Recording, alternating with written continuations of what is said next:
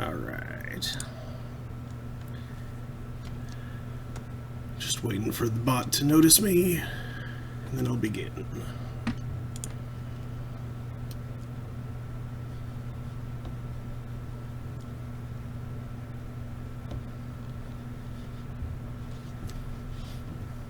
Unless, of course, the bot takes about an hour to notice me, like it did the other day. In which case, I'll start well before then.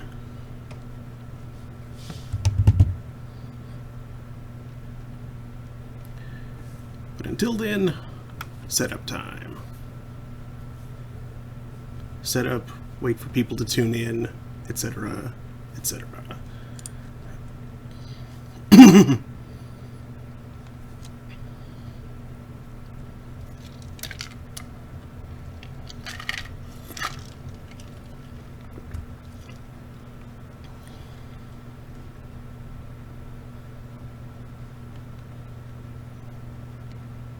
There we go. APR saw me. So, hello, Internet. It is 2:03 p.m. on Friday, September 11, 2020. I'm Mark Amsrai, DJ Amstrak, and I'm holding court here on the throne of games. Today, I'm going to be beginning Shadowrun Returns. It's one that came recommended to me from a lot of friends, and several years ago a friend gifted me the sequel to it, so I'll be proceeding to that one at some point, but I need to play this one first, so that's what I'm doing.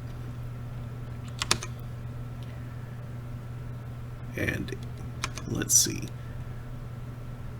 if y'all could, like I say, right here, since it's a new game, I haven't been able to test, or a new game for the stream, I haven't been able to test the audio balance issues, so if it's severely drowning me out, or I'm completely talking over it, which is unlikely, let me know, because I do not want to break eardrums. I would like to have a nice, even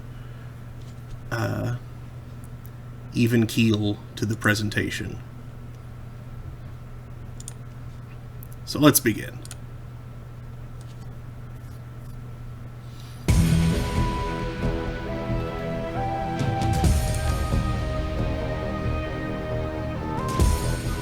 The Dead Man's Switch. In the urban sprawl of the Seattle Metroplex, the search for a mysterious killer sets you on a trail that leads from the darkest slums to the city's most powerful megacorps. You will need to tread carefully, enlist the aid of other runners, and master powerful forces of technology and magic in order to emerge from the shadows of Seattle unscathed.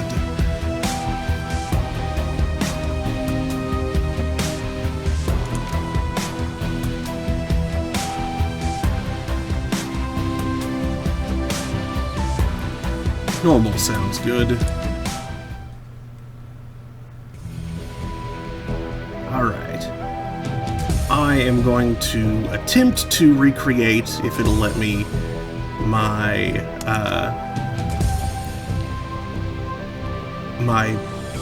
best remembered... The Shadowrun character I most remember having played. Uh-oh.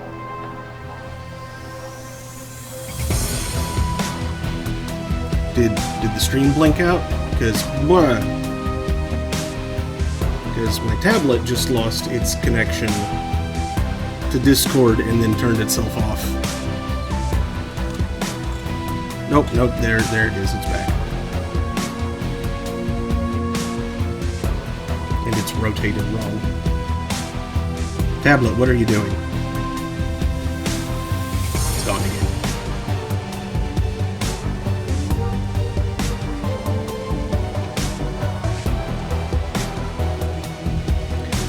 Okay, while it figures itself out, I'm going to pour myself some more drinks, so I will be right back.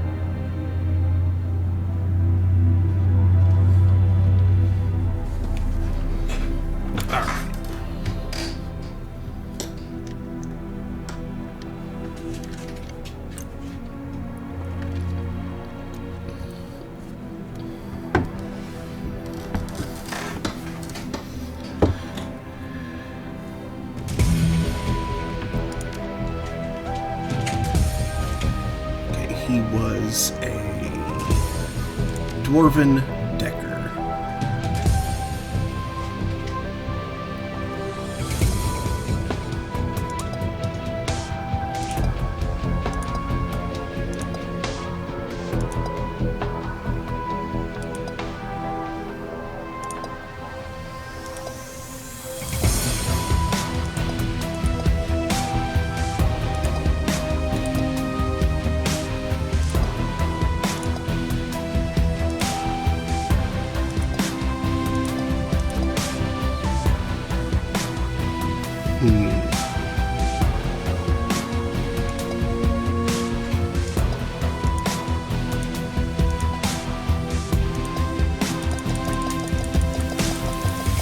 Is that doing anything?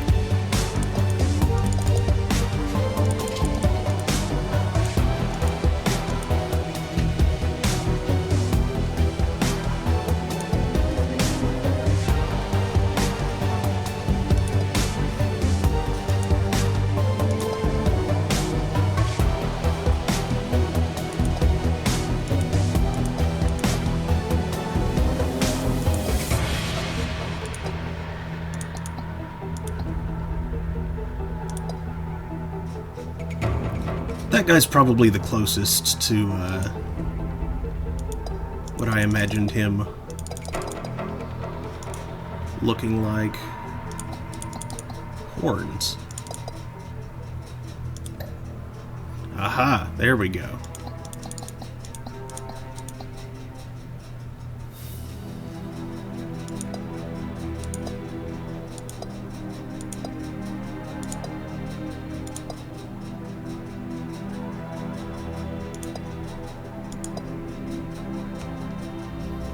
Is there any way that I could get this bigger? Actually, yes, I think there is. Let me back out real quick. Options. High-res scale mode. There.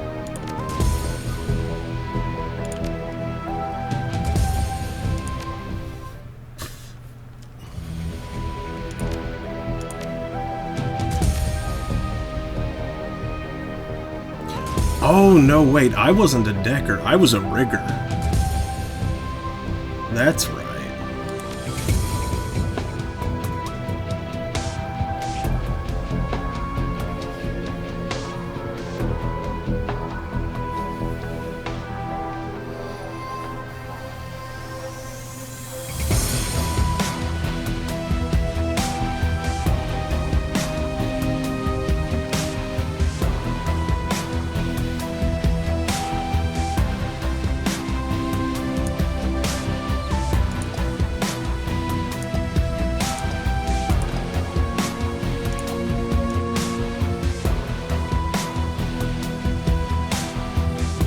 That's about right.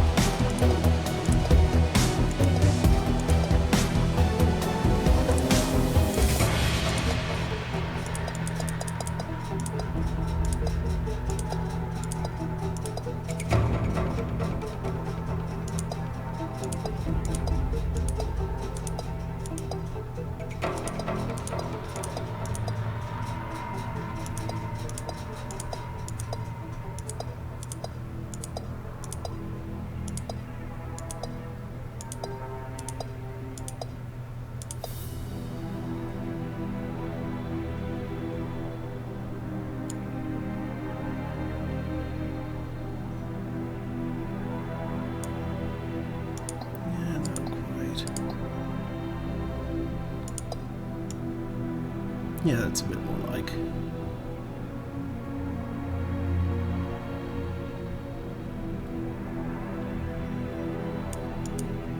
Cool.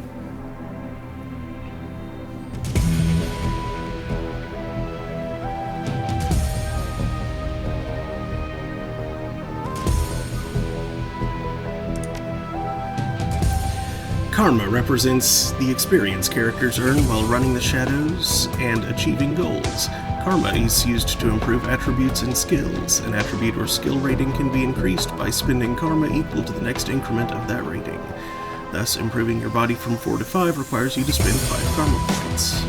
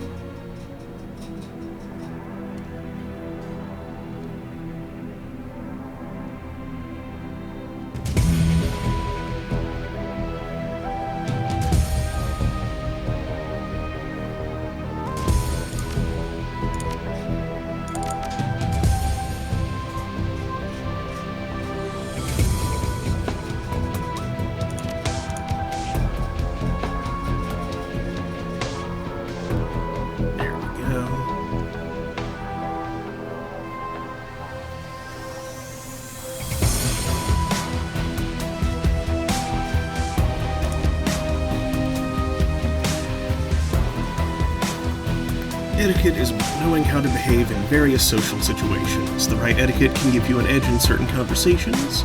Choose an etiquette from the list below. Choosing an etiquette does not cost karma, and each etiquette can only be chosen once. Let's see.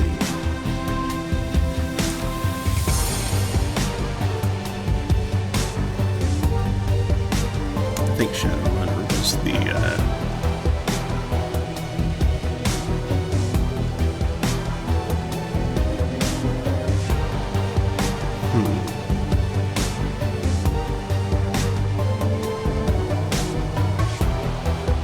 At the very least, none of the rest of those sound particularly,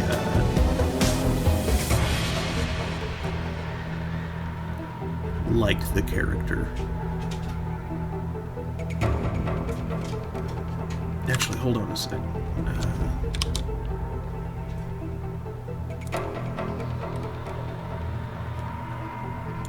Yes.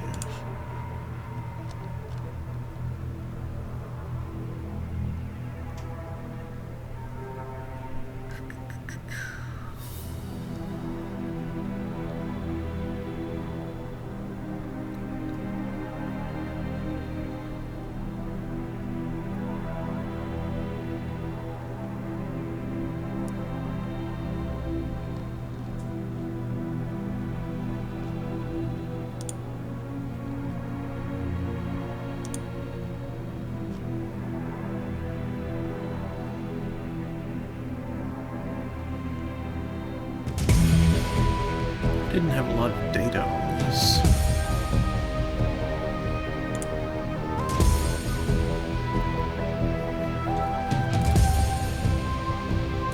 Maybe there was a different sheet with a better, like more complete information.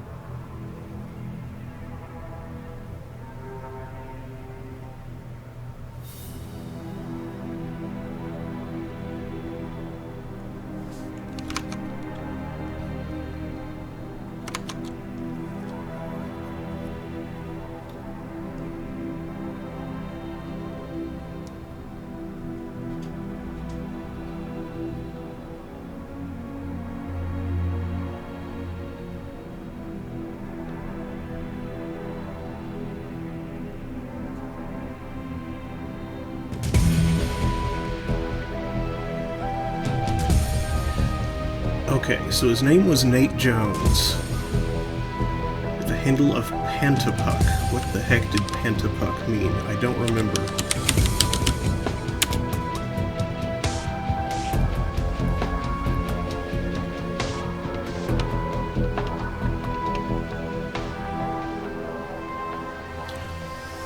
Oh! That's what it was. Pantapuck the Puppet Man. Alexis Robert Philpott.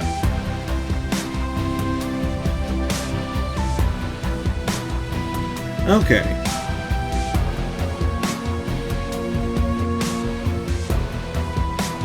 That makes sense. I get it now. I remember what I was going for with that.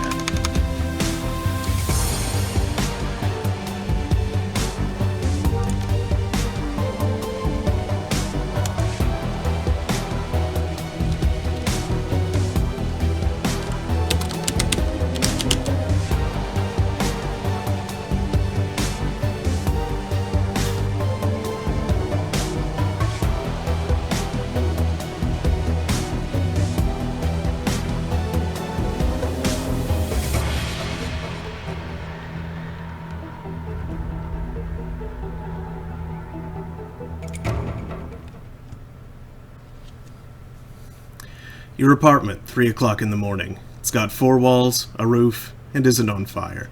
Even the cockroaches have fled in search of better accommodations. Not exactly a runner's dream pad, but right now, it's about all you have left.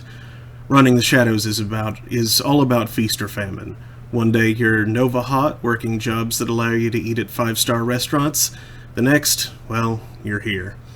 This one's a famine for the ages. Slagging Fixer hasn't called, the money's run out, and then some. Sinless and free. Free to starve in the cracks of a society run by megacorps who just want your new yin. Something needs to change. And soon.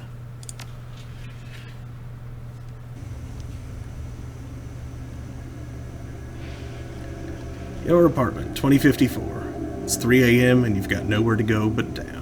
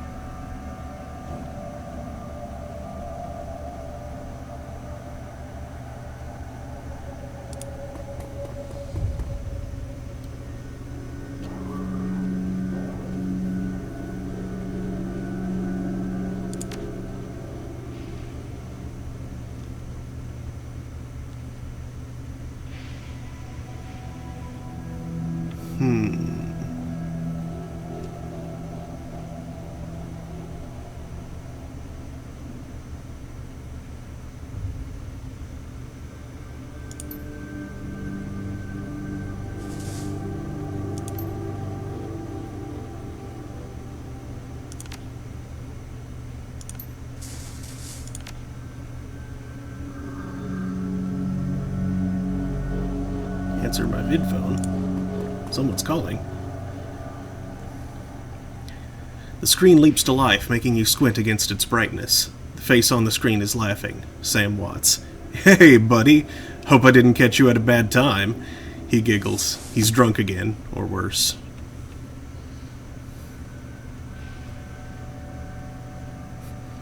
Where have you been, Sam? I haven't heard from you in months. Don't bother with your side of the conversation. I'm not really here. Just one reason for this vid. Someone finally geeked me. I'm dead. I probably had it coming. When you're an unsavory character like myself, you tend to associate with other unsavory characters who often partake in unsavory business, like you, for example. So why am I dead? Who knows? Probably my fault. I wonder where you are right now. I bet you hit a big payday and you're living high on the hog somewhere. Some of us are born winners and some of us are... me. Hey, you remember that Renraku run when things went to hell and we lost Dowd? Or that makeshift saloon on the docks afterward? I really had your back that night, didn't I? Dowd. That's a name you haven't heard in a long time.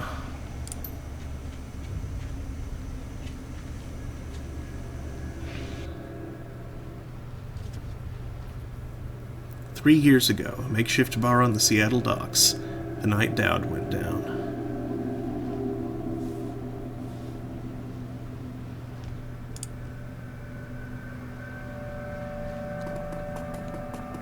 Oops. That's not quite what I had intended to do. I thought it was, like, scrolling for, hold on a second.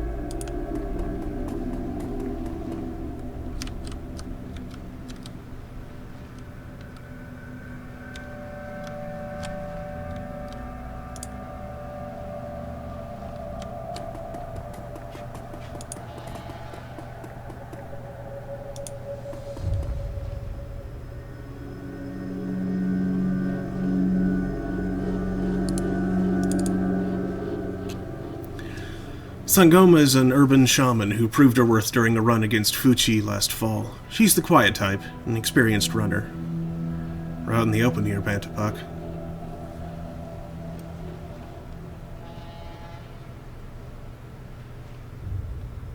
Our fixer owes us for the run, and for Dowd.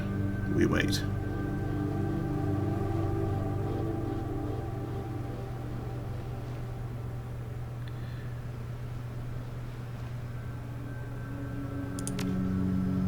Your call.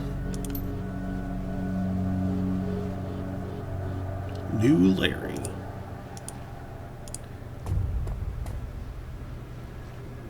Same as the old Larry.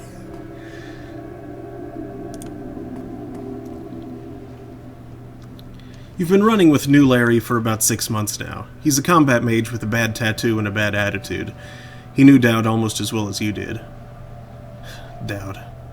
Never saw anybody die like that before. Idiot. He shakes his head. I hate this fragging city, Pantapuck. It's wet, and the rain feels like acid, and I want out of here.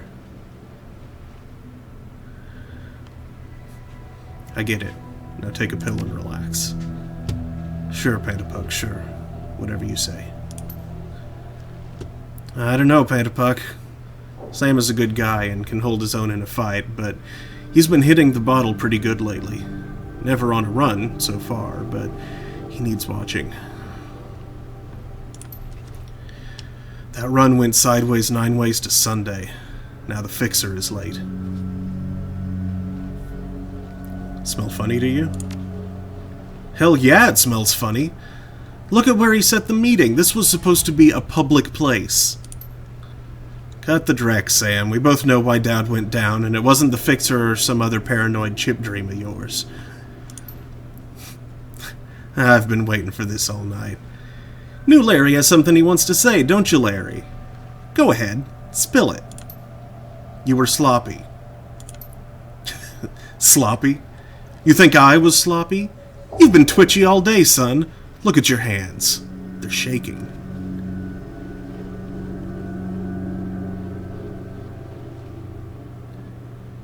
That true, Sam? Did you miss a beat back there? No, Pantapuck, I didn't miss a beat. I was on my game the whole time. Remember, I was on point.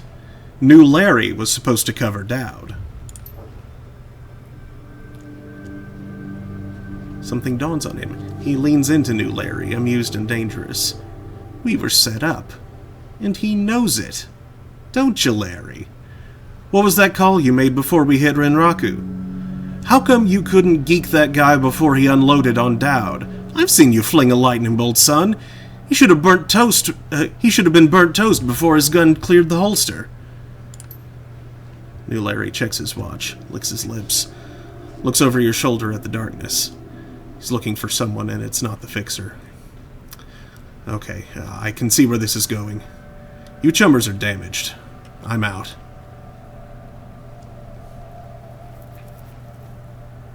How much did they pay you to sell us out, Larry? Honestly, it didn't take much. Just enough to get me back to Portland and set up with a cush corp job. I'm out of this racket. We've got incoming.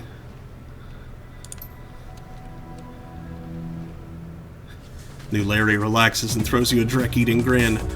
Looks like my new Renraku friends are finally here.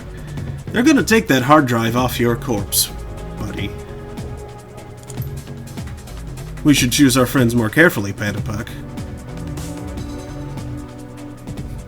Buy you a drink after this? You'll owe me several.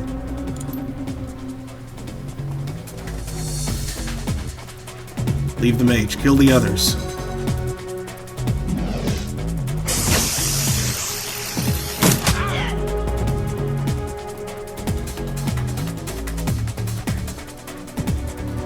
You are now in turn-based combat mode. Each character on your team has an action pool. Spend these actions on movement, attacks, or using spells and items. Once your team's turn is complete, the enemy team will move and attack.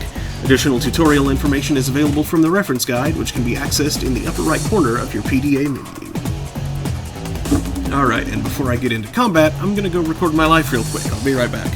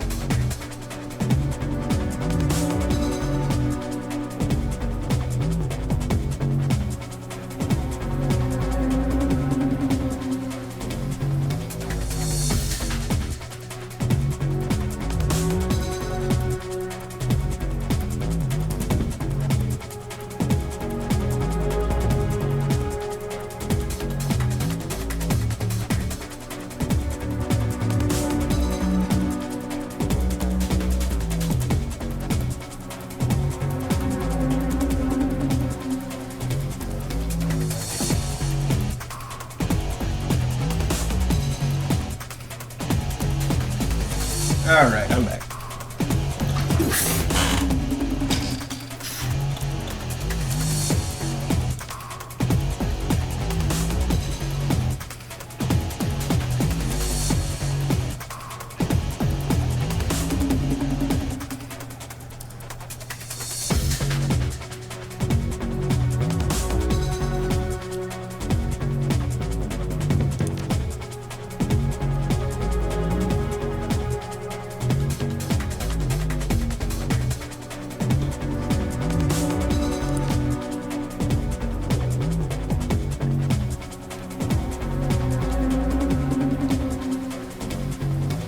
This is a tutorial fight, so it'll probably help to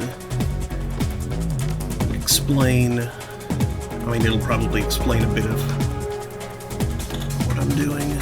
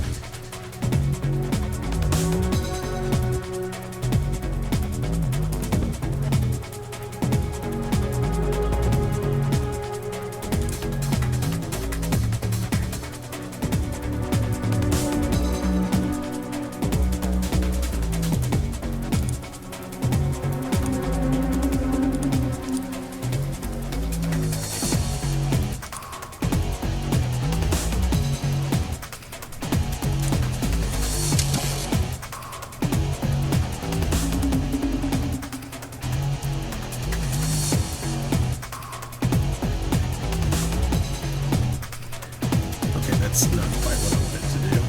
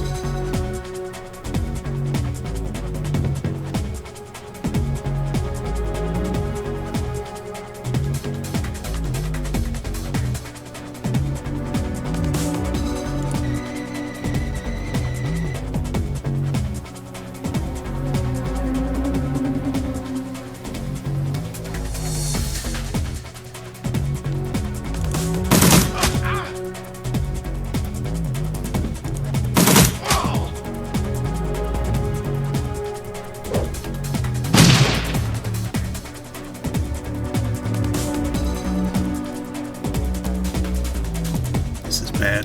They have a shaman.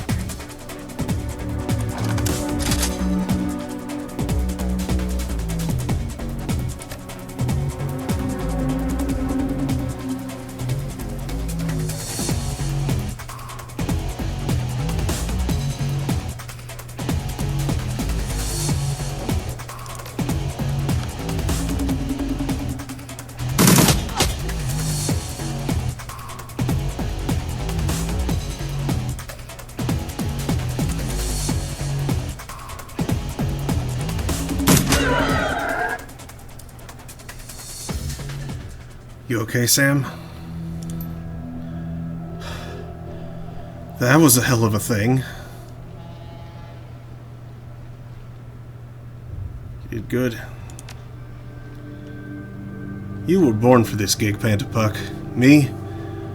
Not so much. I think I'm gonna hang it up. Find a nice brothel somewhere. Stay drunk till I croak. What about you?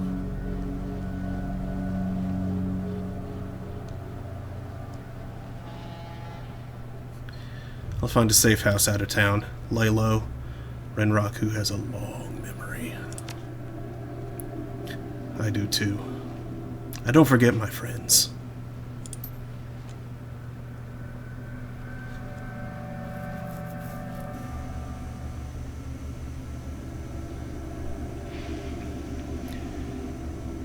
You stare at Sam's face on your comlink. Shake off the memory. Focus. I had your back that night, didn't I?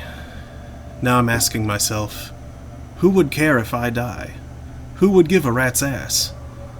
Better or worse, your name is at the top of the list. Maybe it's the only name on the list.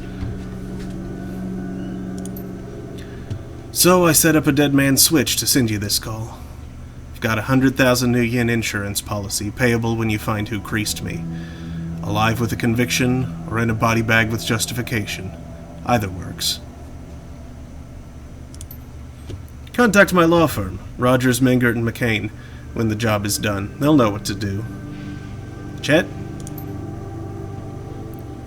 The camera swivels to show a well-dressed man sitting next to Sam. Pursuant to Mr. Watt's wishes, Rogers, Mengert, and McCain has installed a secure dedicated phone line, so you may contact us directly when the task is complete. We will then begin a verification process. Note that you must also be on a secure landline to access this number. We will not accept transmissions from comlinks or other devices. The camera swivels back to Sam. Look, Pantapuck, I've led a Drek life, and I probably left a Drek corpse. I've hurt people, hurt myself. I don't know. Maybe I just want the last word. Maybe I just want someone to give a crap that I sucked air for a while. What do you say? I'll get to the bottom of this. Someone will pay. I'd say I've traded a drinking buddy for a paycheck. I'd say my schedule's pretty clear right now. 100,000 yen buys a lot of drink.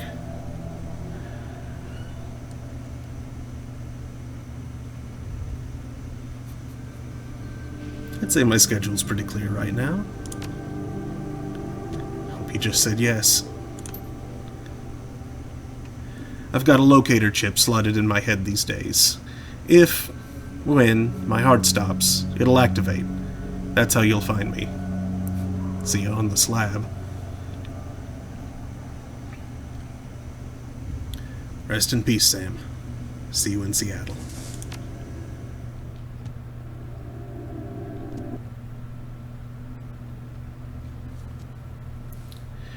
Your plane hits the SeaTac tarmac with a jolt. Welcome to Seattle. The chilly northwest rain obscures your vision as you step onto the tarmac. Before long, you're sitting in the cramped backseat of a cab, following the signal from Sam's locator chip into the heart of the Redmond Barrens. Organ grinders, a legal chop shop for body parts, whether from the living or the dead. If you're hurting bad enough for new yen, this is the place to sell a limb or an organ. It's also a good place to dispose of an inconvenient body while making a little cash on the side. This franchise is the closest thing the Barrens has to a morgue. It seems this is where Sam Watt's body has ended up. You open the door and are assaulted by the smell of death and bleach.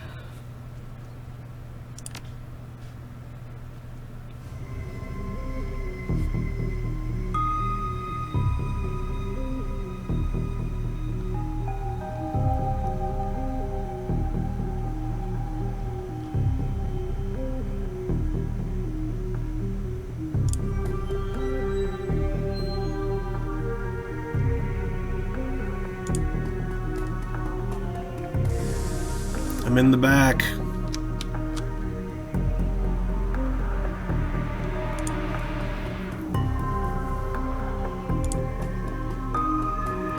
The smell of death and decomposition wash over you, only slightly masked by the minty fake fresh of industrial-grade antiseptic. Nope.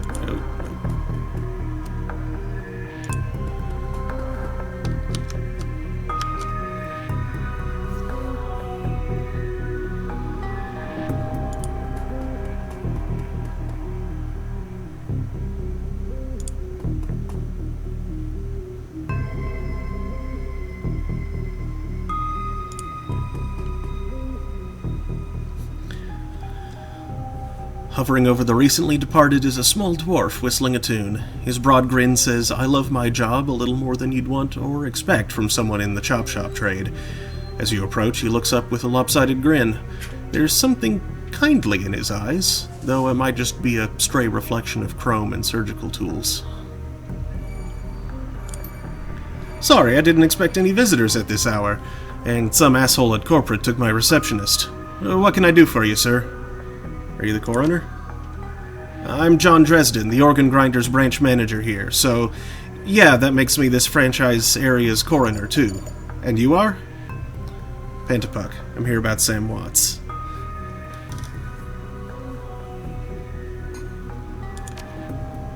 His grin fades. "And what makes you think I know anything about that?" "Sam had a locator chip embedded in his skull. I followed it here." "I see. Well, you're right, he's here. Not too many people know about the murder yet, though. The press haven't caught wind of it yet, what with it being all the way out here in the Barrens. So, who told you he was dead?"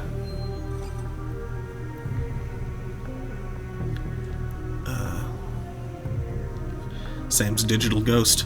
When his heart stopped, I got sent a recorded message asking me to bring his killer to justice. Guess he had a hunch. The dwarf raises his eyebrows, a smile wiping the suspicion from his face. "A dead man's switch, eh? Fascinating. I was working on him earlier. He's over here."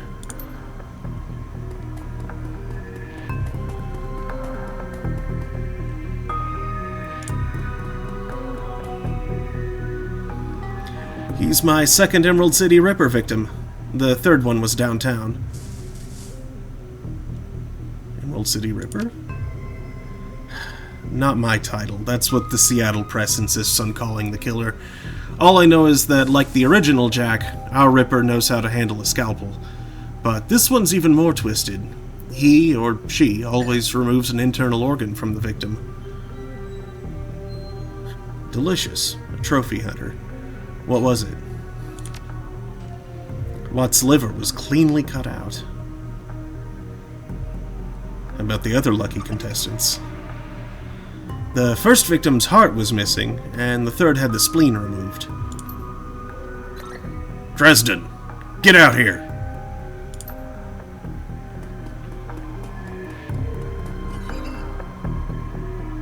"I'm here about the new Ripper Vic, Sam Watts."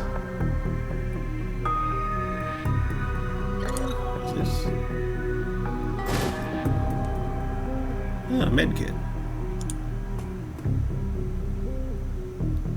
Sam's body is half covered by a sterile surgical sheet, his face an ashen white, for the first time without a smirk on it. Below the chest there's a small, pencil-thin incision covered in dried blood. Beyond that, the corpse is immaculate. It would seem that the killer knew exactly what they wanted from him, and took it. Why would they take the liver of a drunk? Unless the fact that he's a drunk is precisely why they targeted the liver. As a trophy or whatever. Some kind of,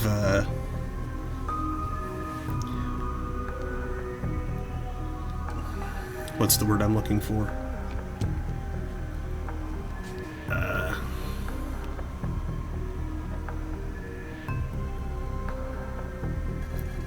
Like a, Temperance Brigade is too specific.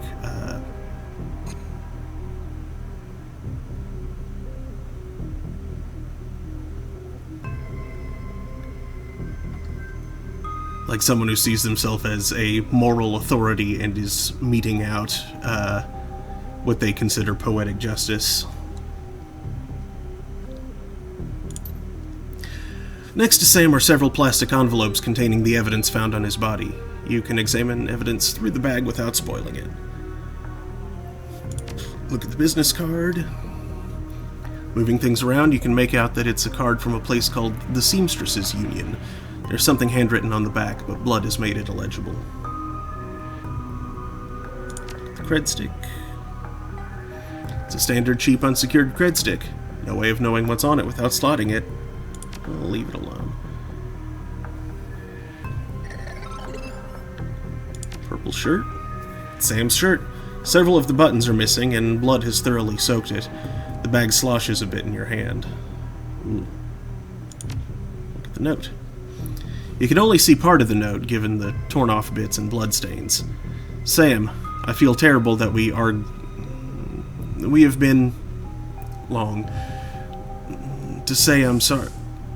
See you there. Love, Jessica.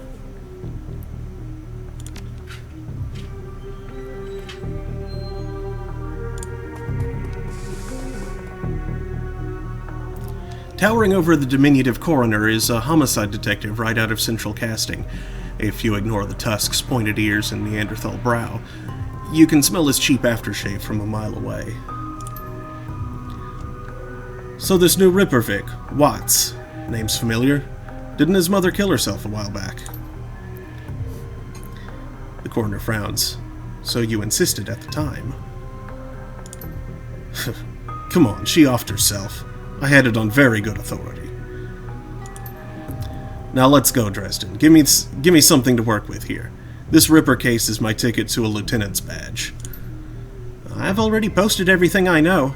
The killer stuns the target with a combination of drugs and magic, then removes a single internal organ while they're still alive. The perpetrator is most likely right-handed, with a slim hand that knows its way around a scalpel. Has a decent understanding of human and metahuman anatomy, too. So, I'm looking for a whacked-out surgeon? Not necessarily. I don't know any surgeons who still use scalpels anymore. These days it's all done with computer-controlled lasers. Could be anyone from a military field surgeon to an antique medicine aficionado. You're no damn help, dwarf. The Lone Star detective finally notices you. You note his superhuman powers of observation. Who the hell are you? None of your business, Lumpy.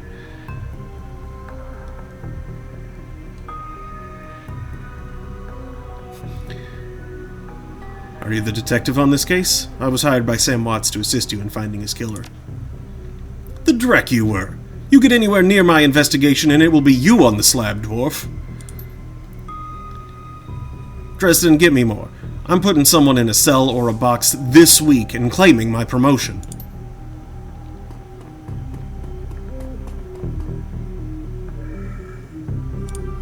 Oof. Do you always make friends that easily?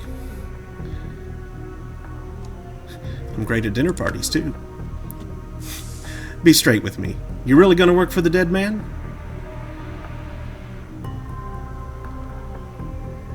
Sam was there when I needed him. I'm going to return the favor. Fascinating again. Detective McCluskey isn't interested in anything but Detective McCluskey. He'd convict his own mother if it meant another 10 million a week on his paycheck. Plus, he's on the take. You have honor, after a fashion. I try to honor the dead in my work, so we have that in common. What can I do to help you? On the take? Who's paying to hold his leash? Yeah, I don't know, but someone with some major pull has been looking out for McCluskey's career. And wallet. What was that McCluskey said about Sam's mother? The official report is that she committed suicide about a year ago. Aren't you the official in that sentence? My name's on the report, but my actual findings left some doubts. I can't say that it wasn't suicide, but there were unusual bruises on her upper arms, and she didn't use her dominant hands to pull the trigger. I was told to drop it, so I dropped it.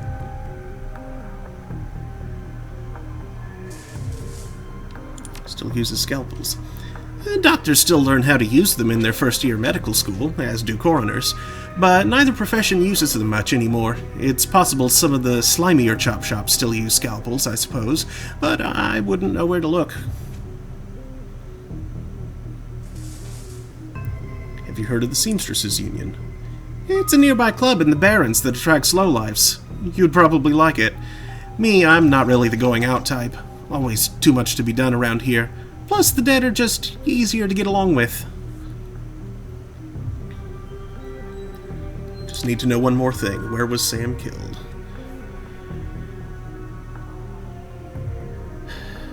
You know, I might be able to do you one better. Why don't you poke around those body lockers in the back and see if you find anything useful? Okay then, I'll go do that.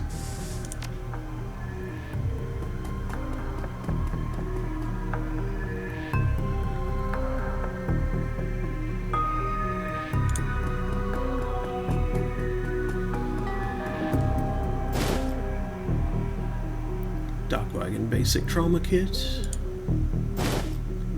Basic med kit. And actually, now that I know not to trust the detective, I'm not going to worry about spoiling evidence.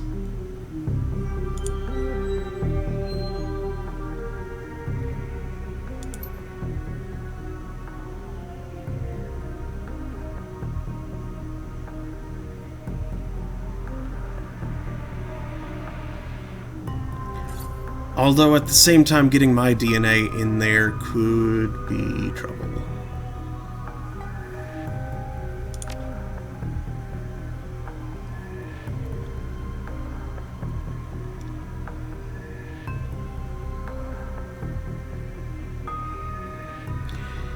Yeah, and he's so after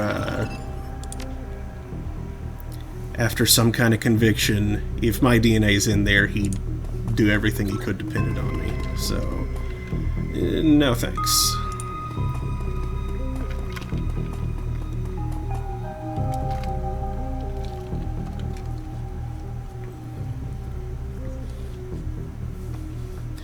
The cold storage drawer is labeled John Doe, but the internal thermostat is set to 21 degrees Celsius. Oh.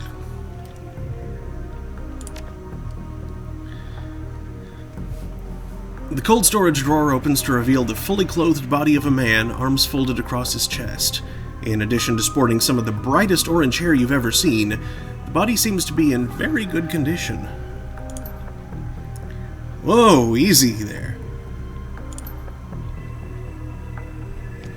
In one quick move, he jumps down from the drawer and stands before you.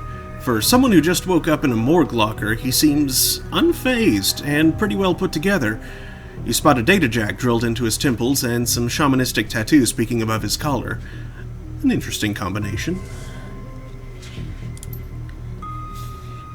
I told John to wake me up at 6 in the morning. Is it 6 yet? It doesn't feel like 6 yet.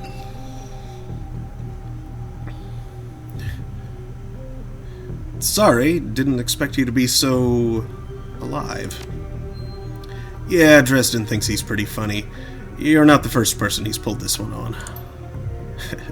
Well, so much for a good night's sleep. On the plus side, I noticed you haven't killed me yet, so that's good. If you aren't after me, then what's your story?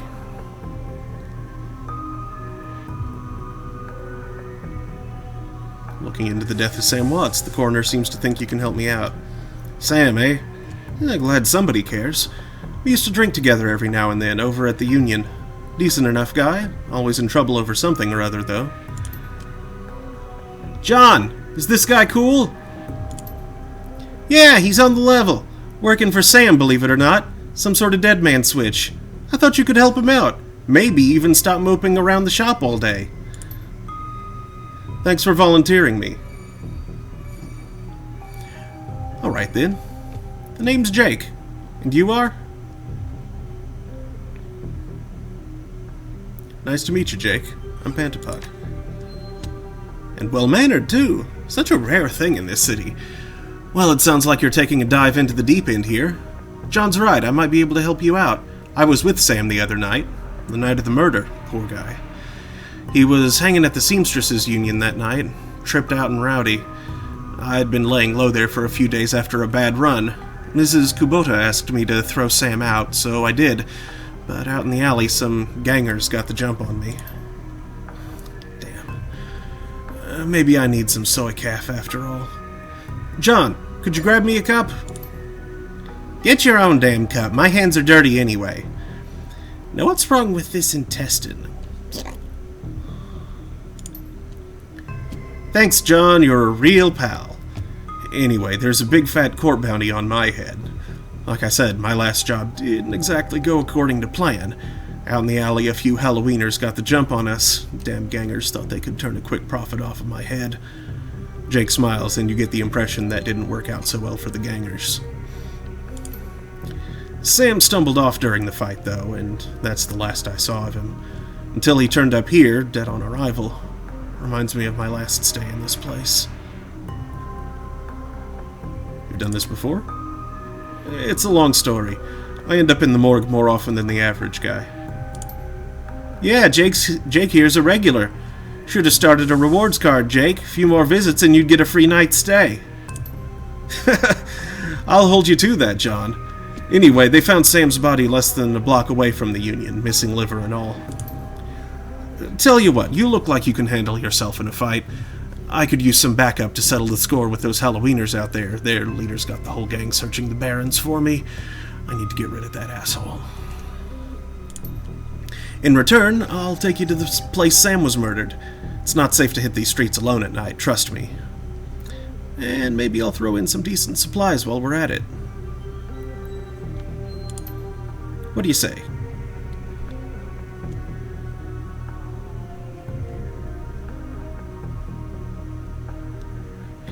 It's nice to have someone watching your back out there, assuming you can trust them. I get it. Gotta be careful in this trade. I'm not one to go back on a deal, though. John can vouch for that. Plus, you know where I'm hiding out, right? Doesn't leave me a lot of room to sell you out. What do you say? I do like a bit of street justice every now and then. Alright, Jake, count me in. Great. I've been hiding out here ever since that run-in with those Halloweeners. A whiny bunch of gangers, but this stretch of the Barrens is their turf. Hell, I'm surprised you even made it to this morgue in one piece without packing some heat.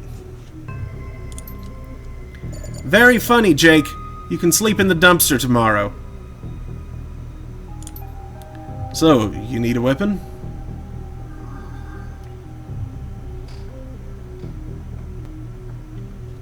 I'm good with a shotgun.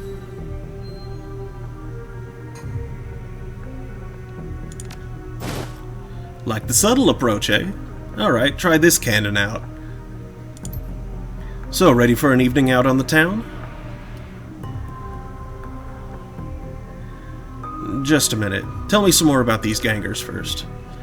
Well, they're one of the nastier gangs in town. Their symbol is a flaming jack-o'-lantern, but you wouldn't like their version of trick-or-treating very much.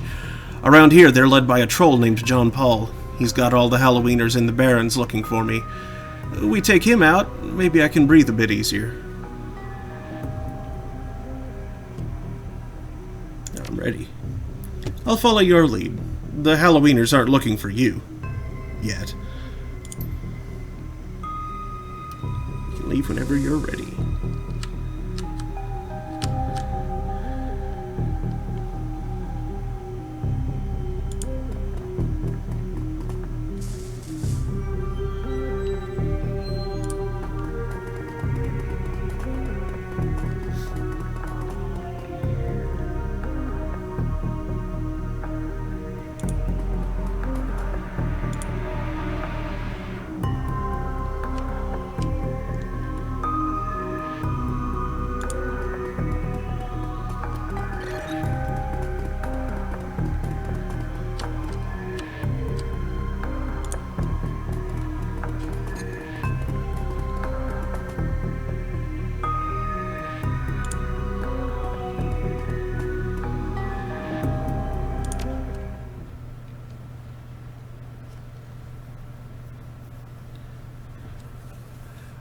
Run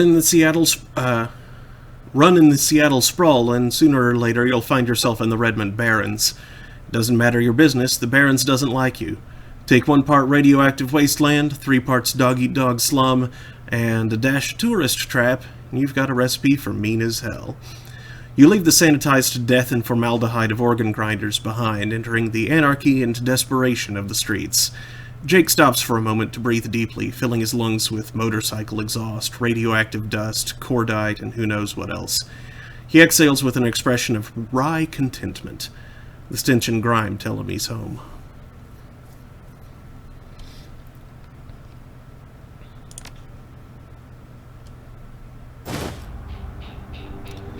My stash is just around the corner in the alley.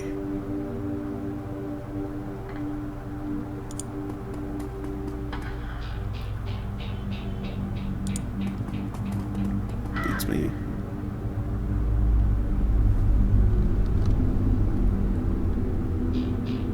It's a low-flying...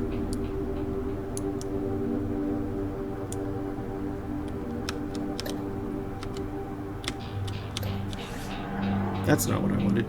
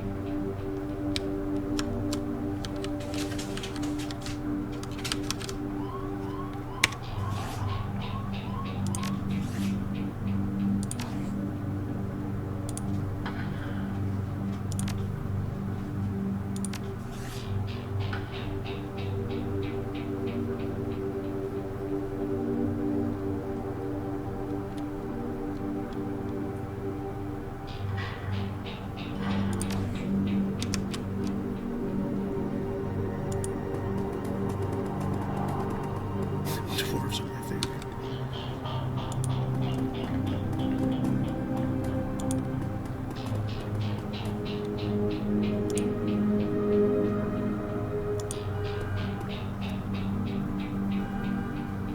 Hidden in the garbage-strewn alley is a high-tech safe with a mag card reader on the front.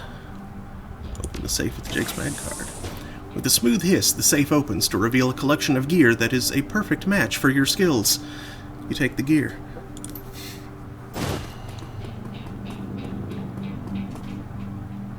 Hand over the loot, bozos.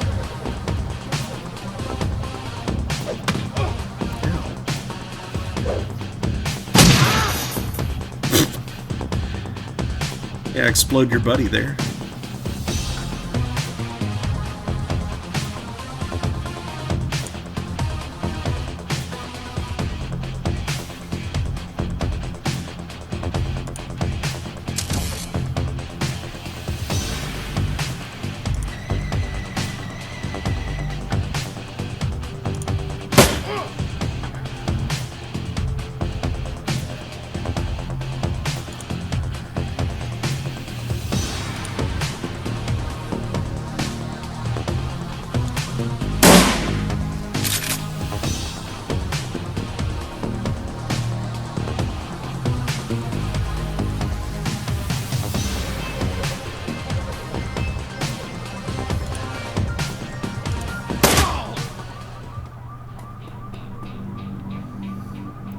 So, welcome to the Barrens. I guess I'll need to find a new spot to hide my gear.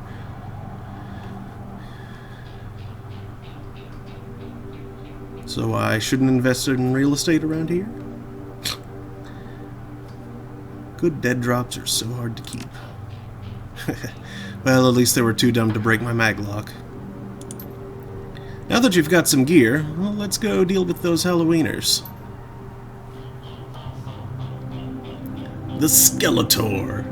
That's probably an inn, but it looks like it could be an R.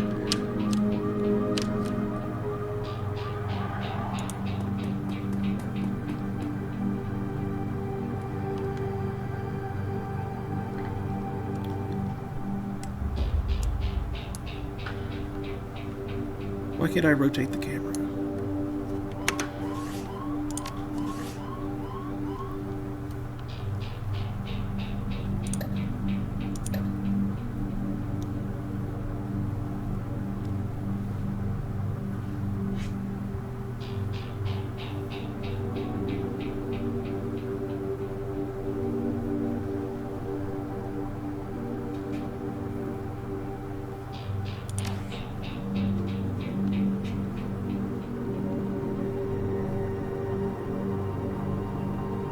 Okay, so all I can do is pan. I can't actually rotate.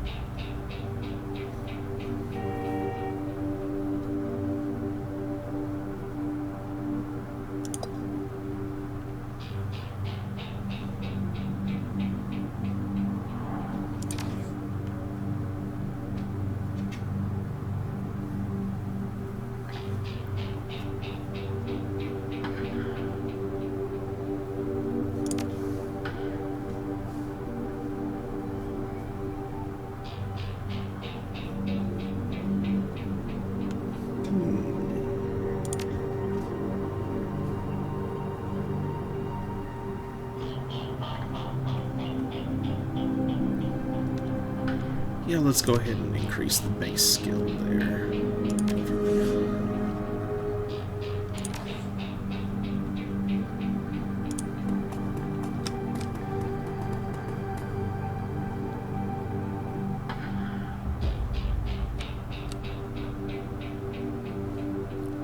Worried man.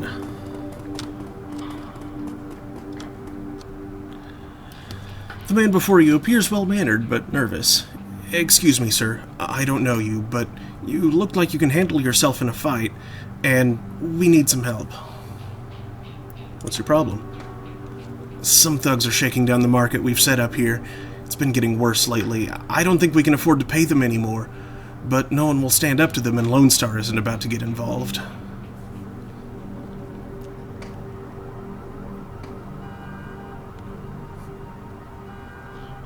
Where's this market of yours at? It's just down the street, sir. Please, our livelihoods depend on this market.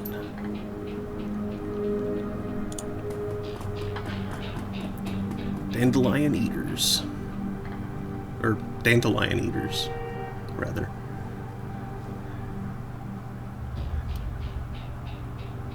Hey, not that it's my business, but I wouldn't go that way. Why, what's going on? Just some Halloweeners stirring up trouble again. They rode in this morning on those fancy bikes, set up camp in the old street market. They've been marching up and down the street all day, shaking down anyone that wanders past. Typical. Well, odds are those are the guys we're after.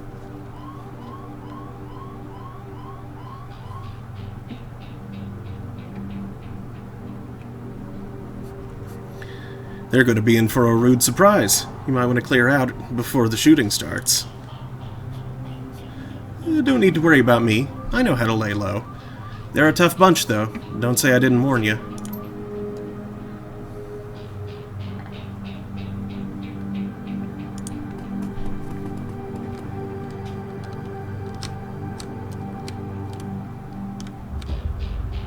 Interesting. I recognize that character, but I don't remember what it is.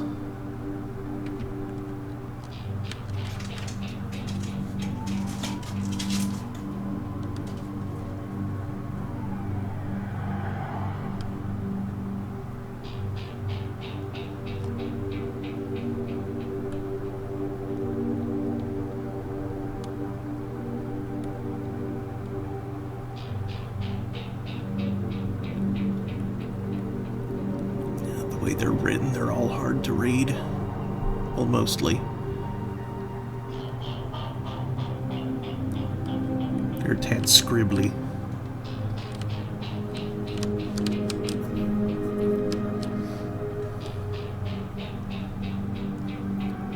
That's an interesting looking rickshaw.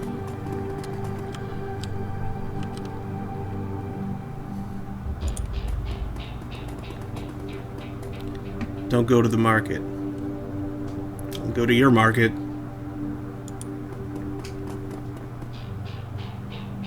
Vlad. What is wrong, Vlad? As you approach, the man sizes you up. You can see the age-old fight-or-flight equation running behind his drug-clouded eyes. Beneath the track marks on his arms, you spot a set of tattoos that indicate he is, or at least once was, a shaman.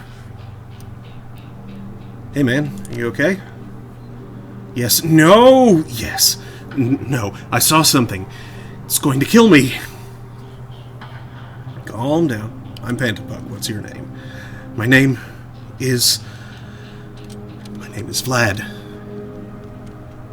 Vlad, those are some nice tattoos. Are you a shaman?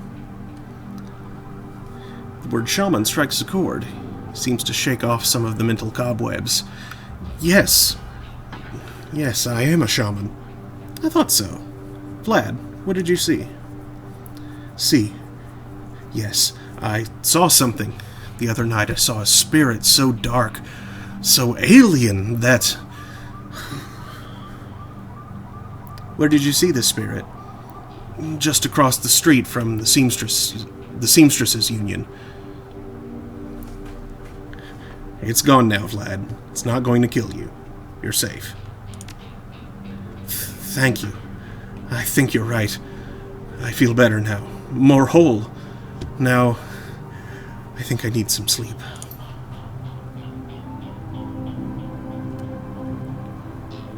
Rack off stump legs.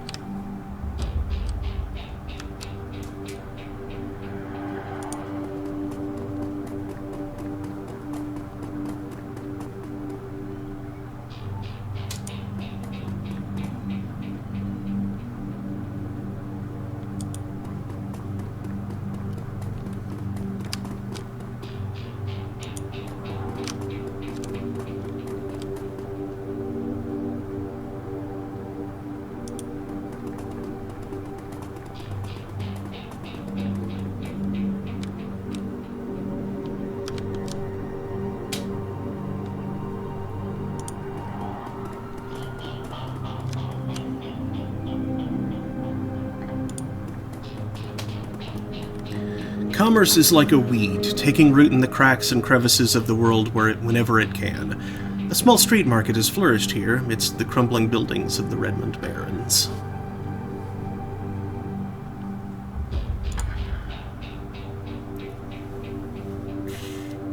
Head thug.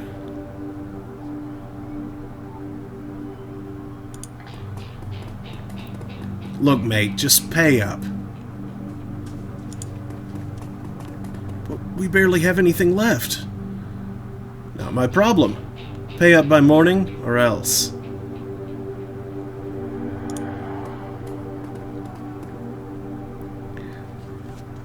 The thug attempts to use his bulk and hideous breath to intimidate the shopkeeper. The old woman is holding firm, but you can see the thug's patience fading fast, and he looks like he's about to start breaking things. Eh? Who the hell are you?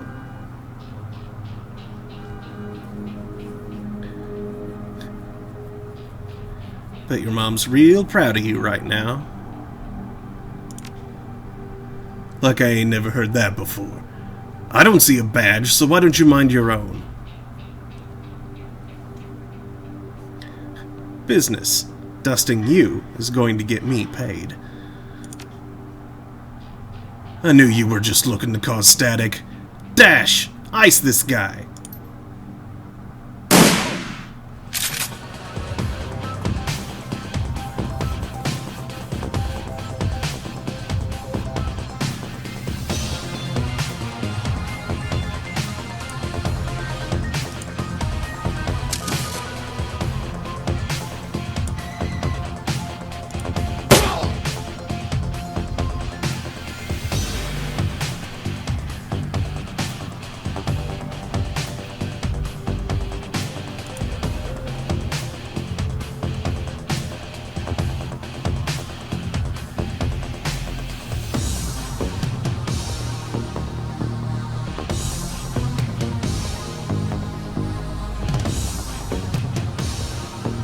What are those spots?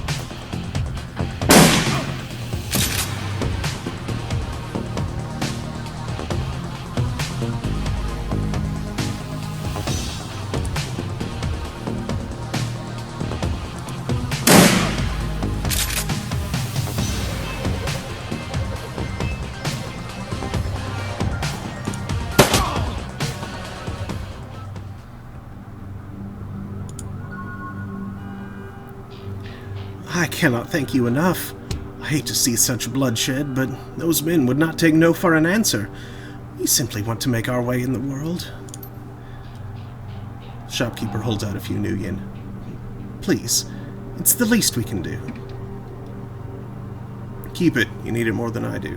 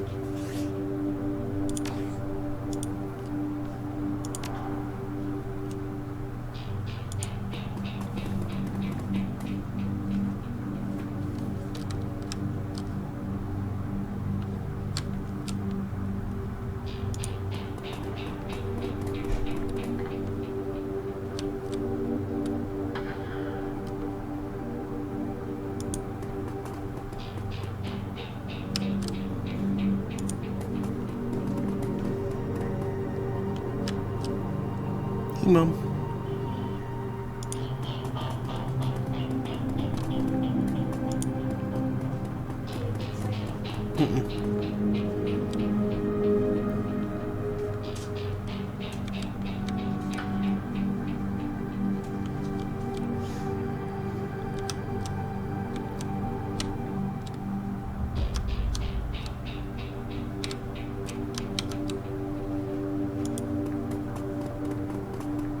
Don't hurt me.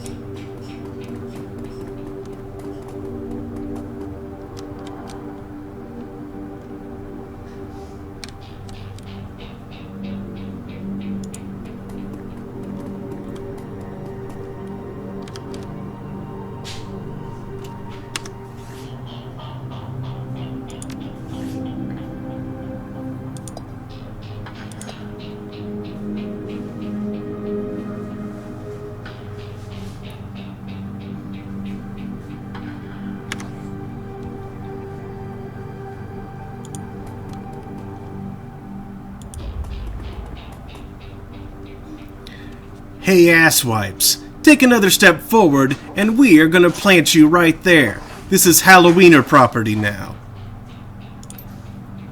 This is one of the two that got away. If I hadn't missed my shot, these idiots would have given up and moved on by now. Wait a minute. You're rolling with Jake? Bad idea, chummer. The Halloweeners are collecting that bounty. And killing you? Well, that'll be a nice bonus.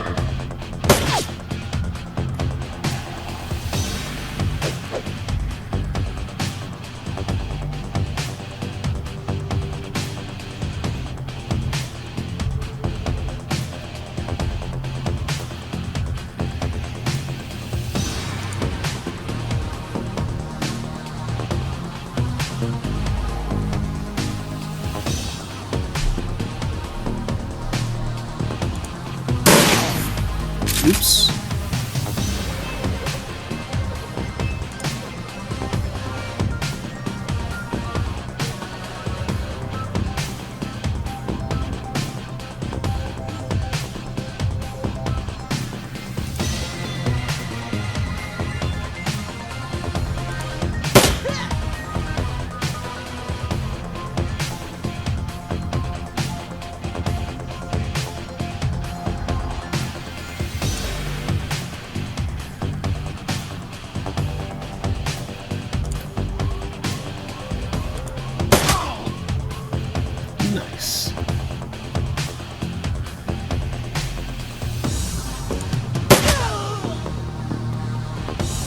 You're dead, Jake.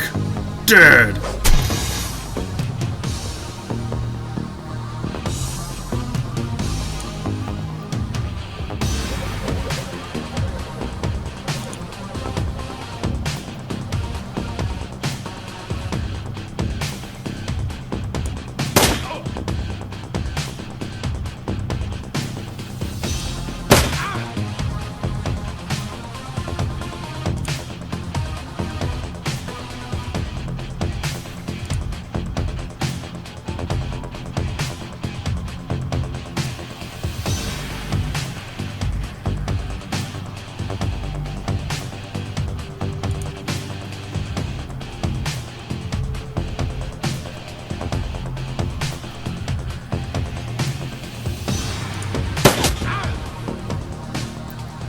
Whoa, Uncle!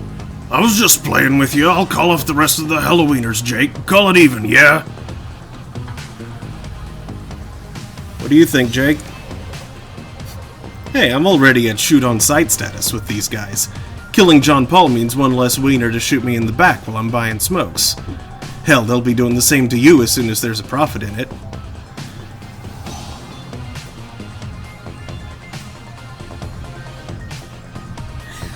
Ooh, that's...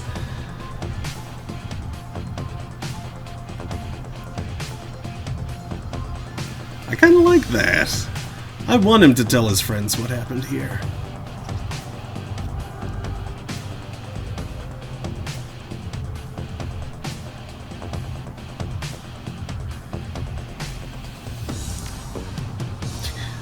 How naive.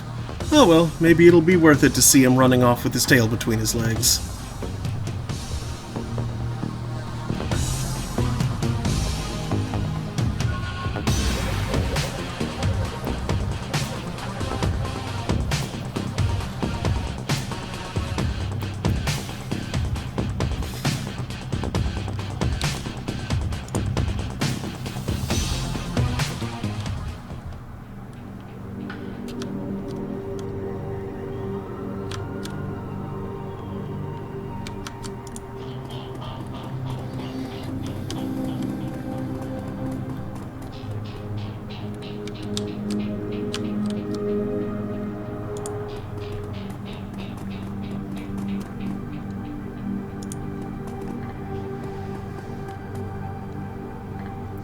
As you approach the scene of Sam's murder, Jake spies the flashing red and blue lights up ahead.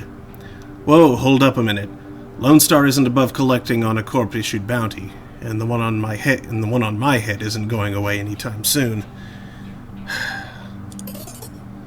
Sorry, friend. I think this is where our paths diverge. Thanks again for the help with those Halloweeners. Here's your payment. They don't take Nuyen where I'm going, and you look like you could use the funds.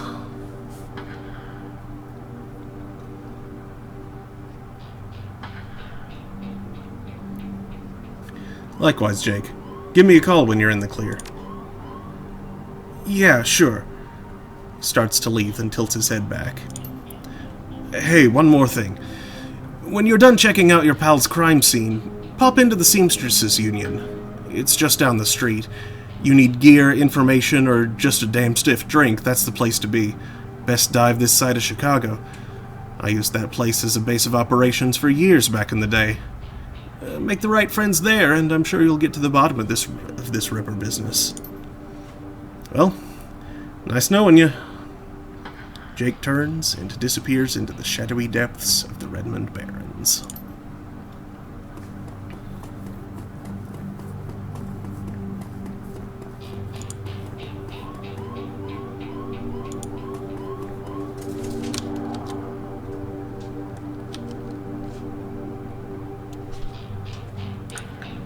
William. The bright yellow police tape cuts through the darkness, directing your eyes to the white chalk outline and dark red stain marking the slab of pavement where Sam Watts died. Standing at the entrance to the alley is a Lone Star officer. The cop looks cold, hungry, and irritated at the homeless man who's currently pestering him.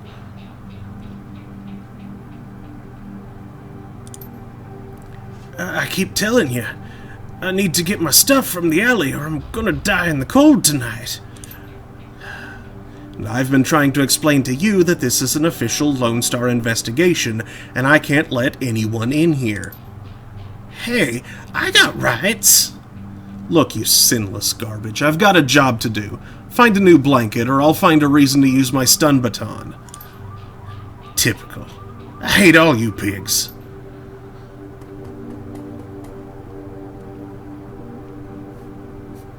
Now what?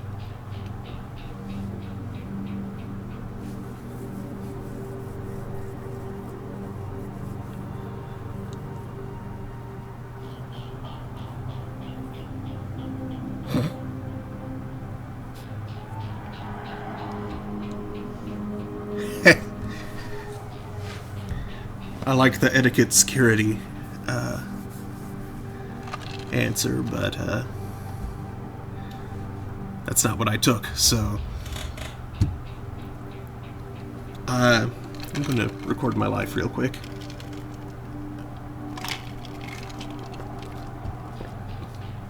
I'll be right back. Have an ad break.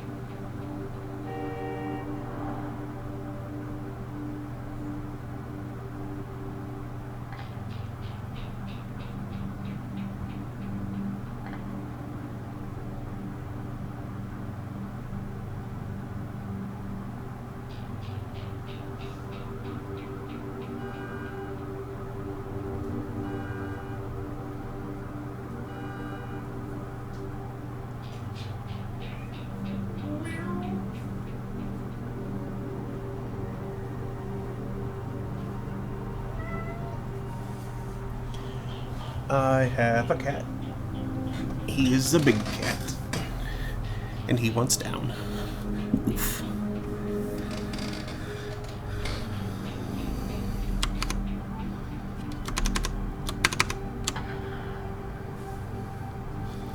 Coroner Dresden sent me over.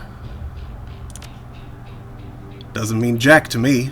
Unless someone radios me with an update, my orders are that nobody gets in.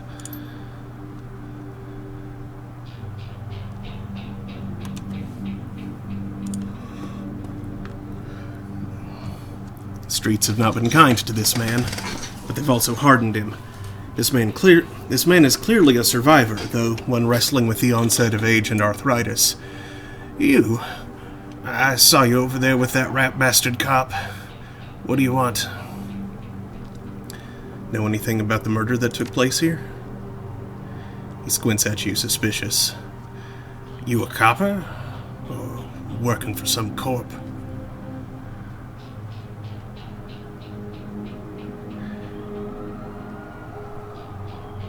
Nope, I'm as sinless as you. Mind answering a few questions? Hey, what makes you think I'm sinless? Ha, just messing with you. Of course I'm sinless.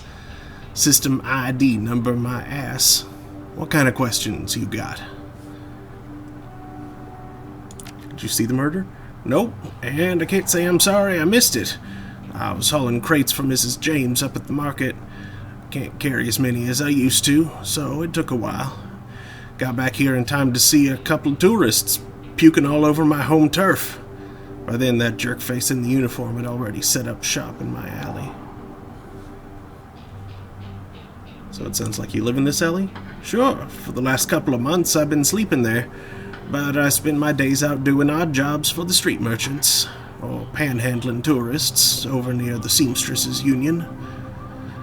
What else did you see that night?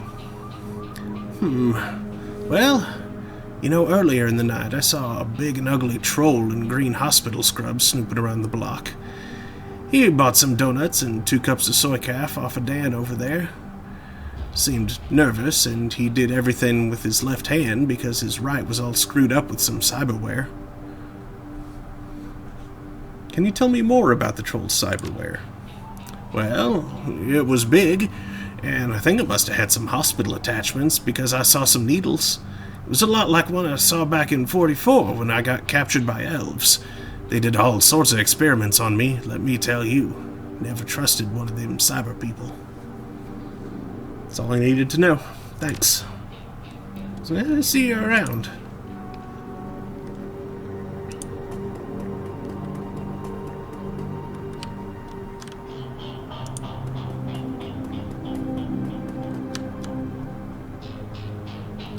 Dan the Donut Man.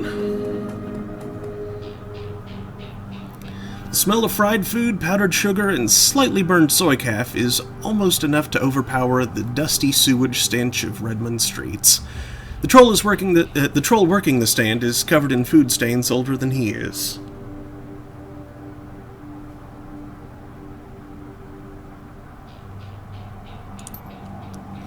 What can I get you, chummer?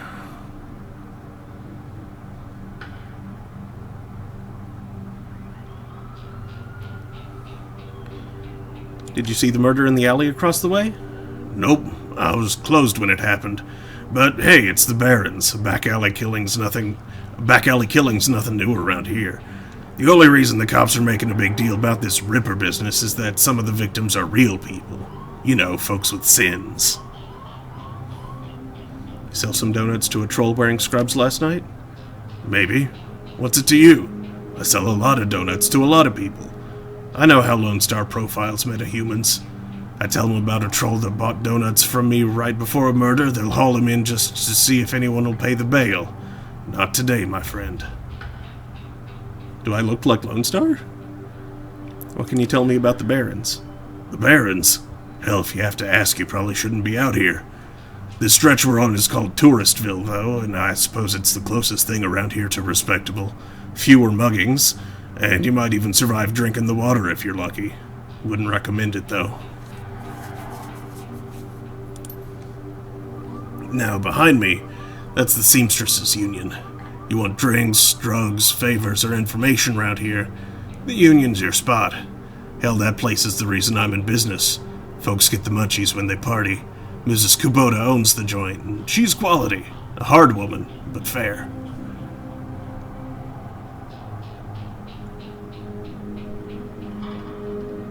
Sure, I'll take a jelly donut and a soy calf. Enjoy. See you around.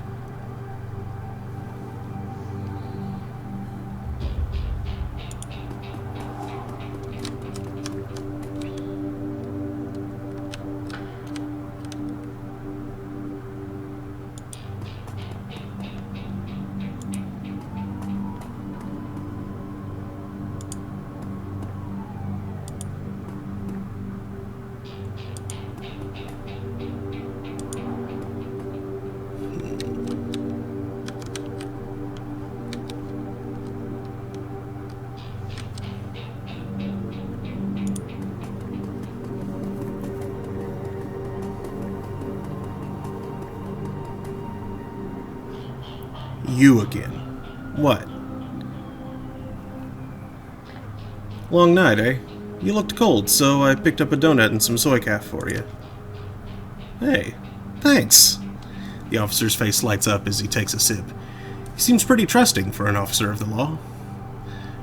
You know, when my dad was a cop, this was back when cops actually worked for the government, he said folks would buy him coffee all the time. But I ain't seen it till now. So, what can I do for you? I'm actually working for the dead man to help find his killer. Can I come into the alley and look around a bit?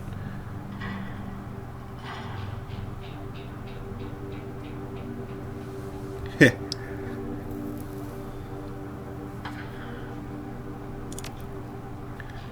Your client is the chalk line? That's messed up, man, but I respect it, okay. But don't mess anything up. Not that anyone would likely notice, because the forensics aren't coming back.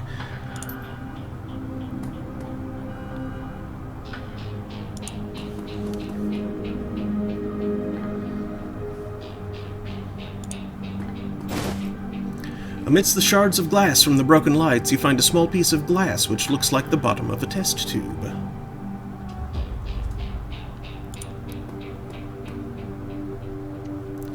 This looks like the coat and blanket that the old man was trying to get back. As you shuffle the bundle of cloth to the side, a printed receipt falls out from beneath the folds of the blanket.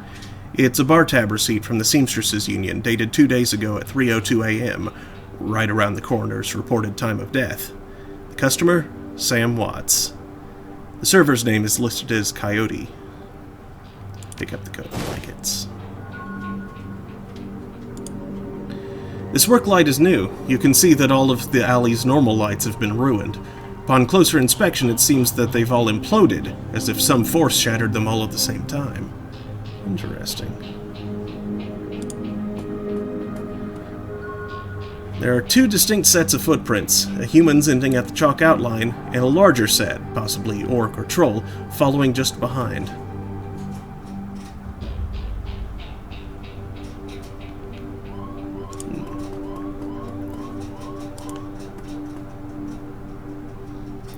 Hey there, young'un. I think this coat and these blankets belong to you. My stuff? Mighty decent of you. Don't see that kind of thing too often out here.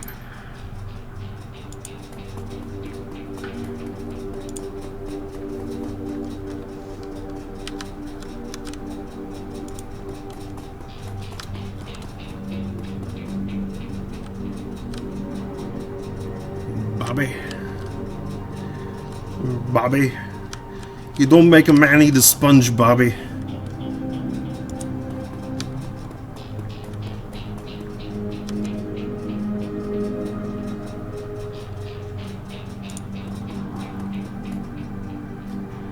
The dwarf merchant is packing up her stand for the night. I'm closed. Come back tomorrow. I've got a great view of that alley across the street. Don't suppose you saw the murder that happened there? Sure. I was closing up when I heard a series of explosions from behind the Union. A couple seconds later, this guy comes out, runs across the street. Didn't get a good look at him. Then all the lights in the alley exploded all of a sudden. Things got pretty quiet after that. Let me guess, you didn't go running over to see if that guy was okay? Hell no. Around here, that kind of thing gets you killed. Thank you for your time. Uh-huh, no problem.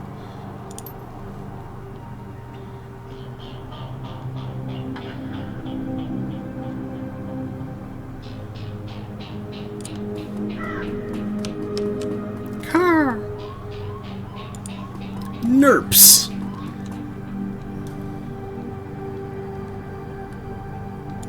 Bobby. Hey, chummer. Got some tasty morsels for you. Just what every well-dressed Shadowrunner should have in their back pocket. Let me see what you have.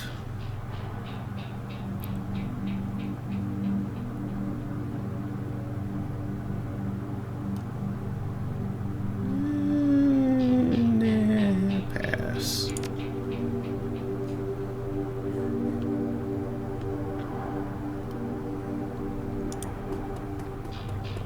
This the best place to party.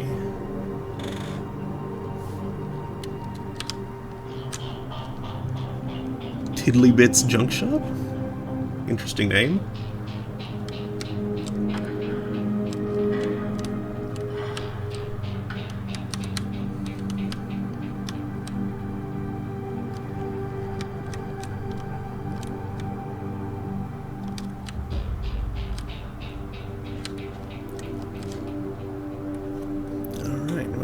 In I go.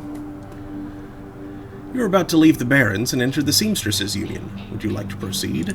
Yes.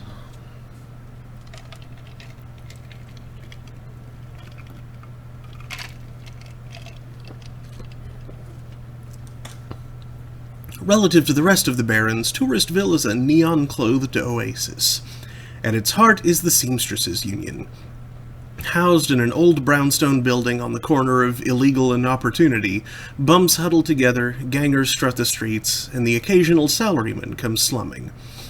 The Union building has been retrofitted, rebuilt, and restored so many times that it's like an aging starlet wearing too much makeup in an attempt to stay young. The wild ivy growing out of the gutters adds to this effect.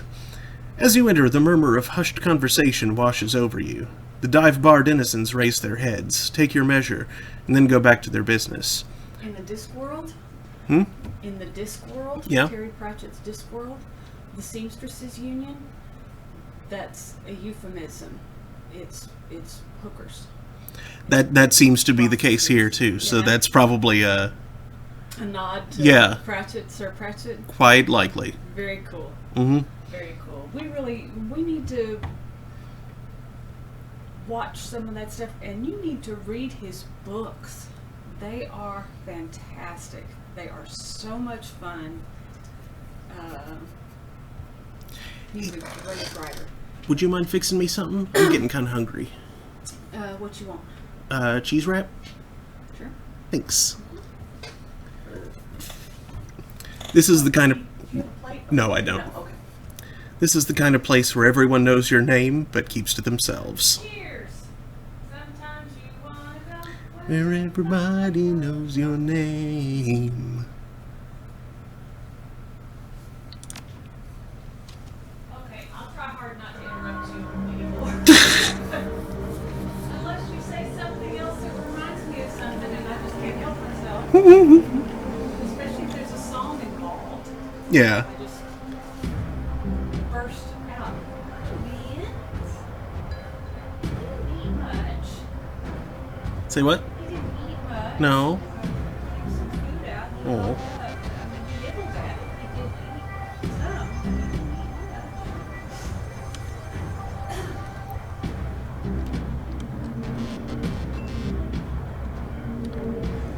much. West Side Warlocks.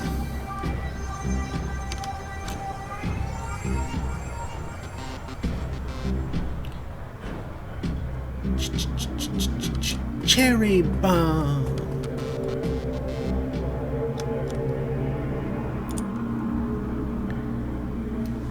The bartender is a striking elf sporting a perfectly toned body, perfectly pouty lips, and perfectly tapered ears. Her eyes harmonize Save Me and Take Me in equal measure, hitting just the right notes for the maximum extraction of tips. She gets on her toes to look over the bar at you and smiles big. Hey down there! Haven't seen you here before. What can I get you?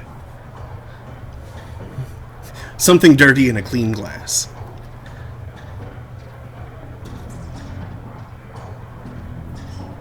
Found a bar tab with Coyote's name on it. She here? She looks worried.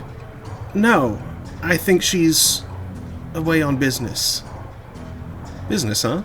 Is she a shaman? With a name like Coyote? No, she shot a coyote once, thinking it was a shaman who double-crossed her. We've been calling her Coyote ever since. She's been missing since yesterday. Some people think the Ripper got her, but I know her. Coyote can take care of herself. She starts to turn away when a man with the face of a survivor and the zeal of a convert tugs at her arm. Hard. It's clear the two have a history. They try to keep their voices low, but the intensity of their conversation makes them easy to overhear. Cherry, you have to listen to me. If you stick around here, you could end up dead or worse. The Ripper is out there, and he's real. That last killing happened just down the block. And now Coyote's missing. They'll probably find her tomorrow in a dumpster without her head. Come on, Cherry Bomb, think. I think plenty, Shane. I'm getting a PH freaking D from UW in neuroprosthetics studying under Ojamans. And how am I paying for it? Bartending. Tips. There are faster ways for a Baron's girl to earn that kind of scratch, but I'm not taking them. So what do you want from me? I want what you want. A better life. A better world for everyone. The Universal Brotherhood can give you that. I've heard this all before. This isn't some trick to get us back together. Things are different now. I'm different now. The Brotherhood... Cherry Bomb's pretty face is hard, armored in lipstick and low expectations. The Universal Brotherhood is for other people, Shane. Rich Bellevue types, who can afford their membership fees and voluntary donations. This isn't about money. It's about binding the world together in brotherhood. Come with me, attend a discovery meeting. Get to the core of who you are. I heard Lynn Telestrian give a talk last night called The New Family of the Sixth World. I've got a family right here, Shane. They're drunks and lowlifes and whores, and I'd choose them over any of your Brotherhood members. Now, Buzz, I need to get back to work. With body language that leaves no question that the conversation is over, Cherry Bomb turns her back on him. Sorry, I got interrupted.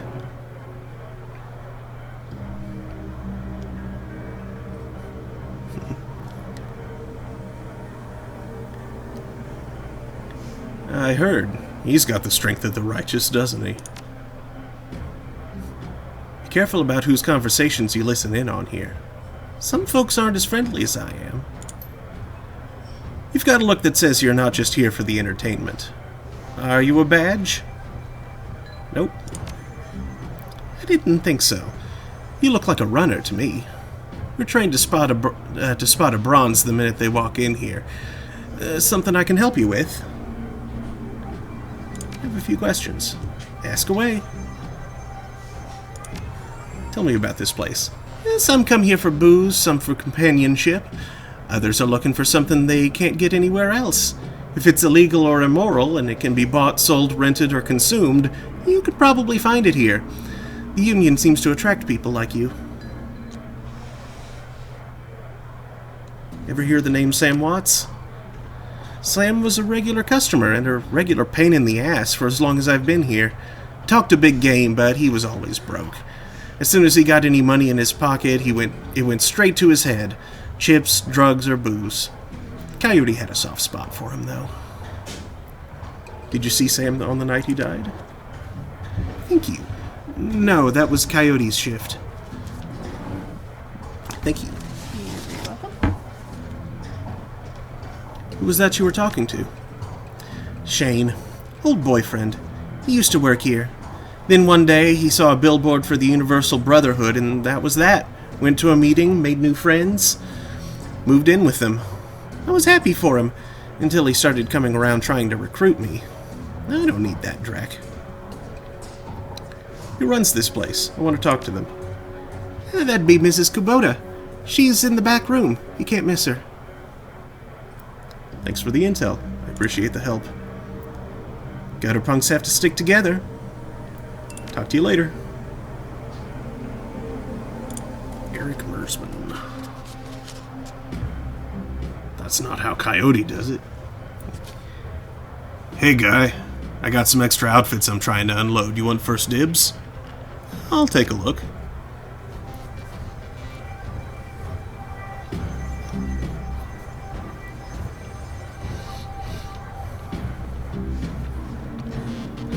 Hey, awesome.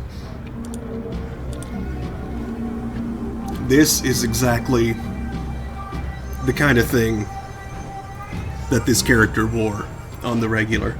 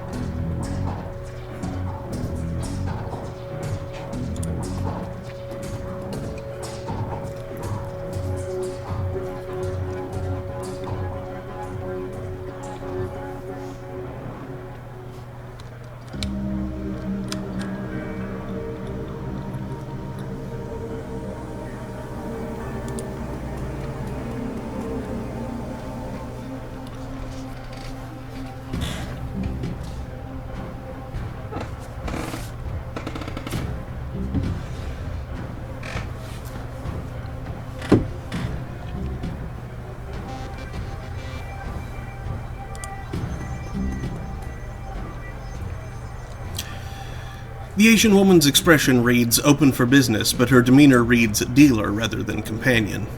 She has a jack on her neck, a gun on her hip, and a chip on her shoulder. She eyes you with a sneer. You look like you could use some firepower. Something simple. I got guns so smart they practically fire themselves. You looking for tech? I got some of that too, if that's the way you roll. Show me what you got.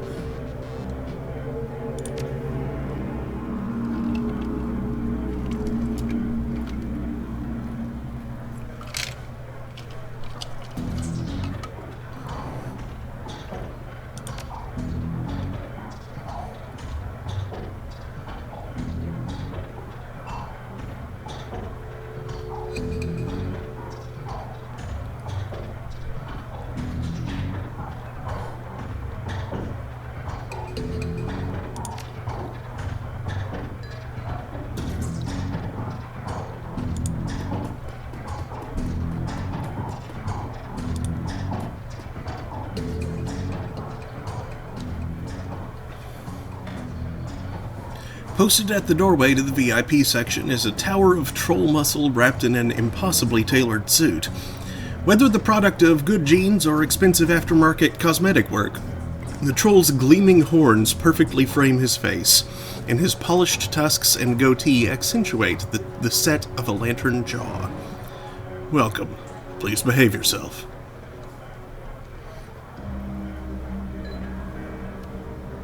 Funny place for the architect to put a wall.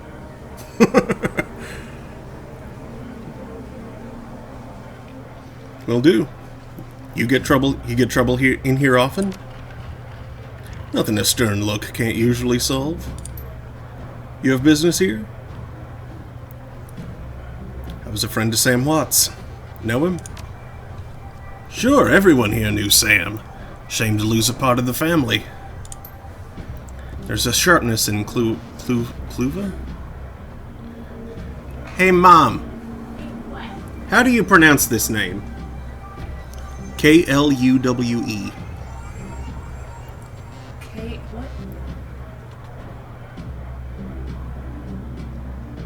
I'm sure I've seen the name written before, but since I'm not entirely certain of its origin, I'm not really sure how... Yeah, I don't know Like if it's German, it'd be Kluva, right? But... Yeah. I'd just go with that. Alright, actually, Unless we learn I'll look it up. otherwise. Yeah, I don't think I've ever seen that.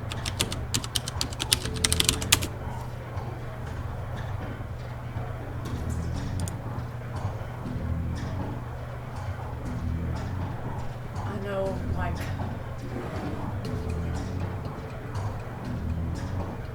100 years ago.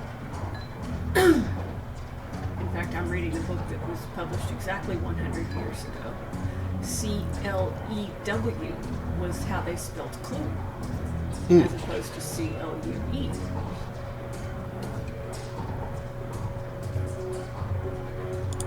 Chloe. Kluwe? Huh.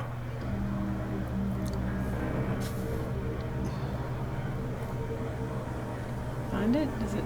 Yeah, it said Kluwe. Here, let's play it again. Chloe. Cluey. Mm-hmm. Well, that's silly. But it gives a translation of it, the Russian, which is Kluwe.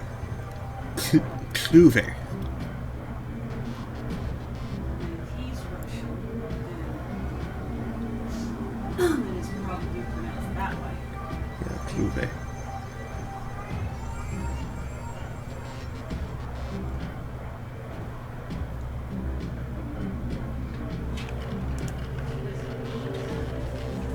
No, it's just a name. I mean, names mean something, but you know, it's a name rather than a word.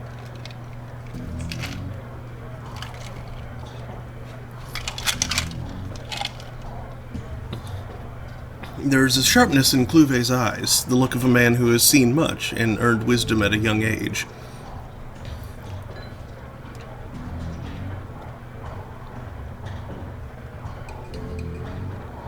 You ever have to toss Sam out on his ass? Not so much toss as nudge on his way. Sam was a drunk, but he usually wasn't a violent one.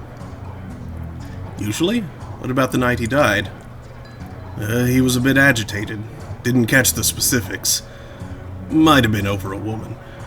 Thought I was going to have to show him out, but I had to deal with a couple of rival go-gangers posturing for one of the working girls upstairs. Jake helped Sam out instead. Thanks for the info. No problem.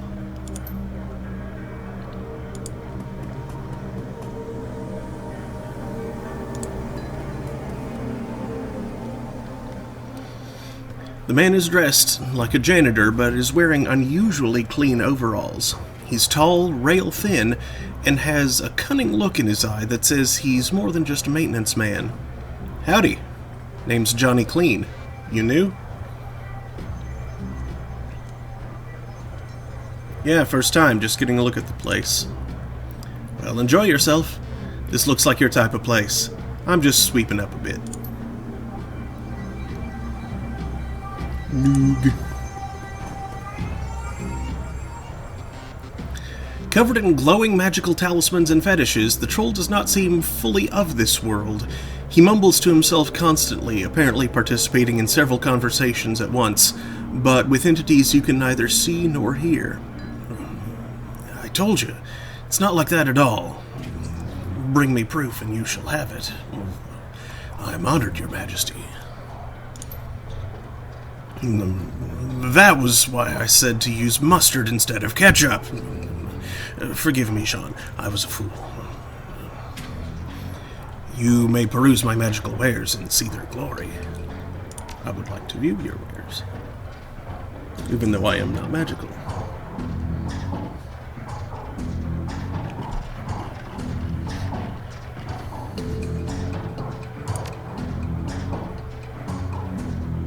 This is Kubota.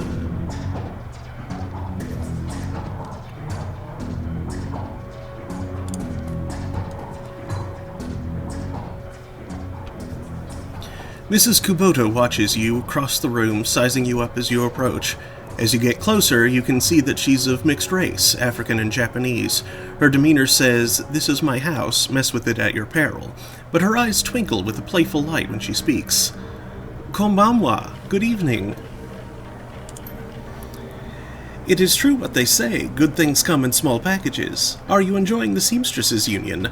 There should be plenty for a man like you to enjoy. She eyes you closely. Or is this business?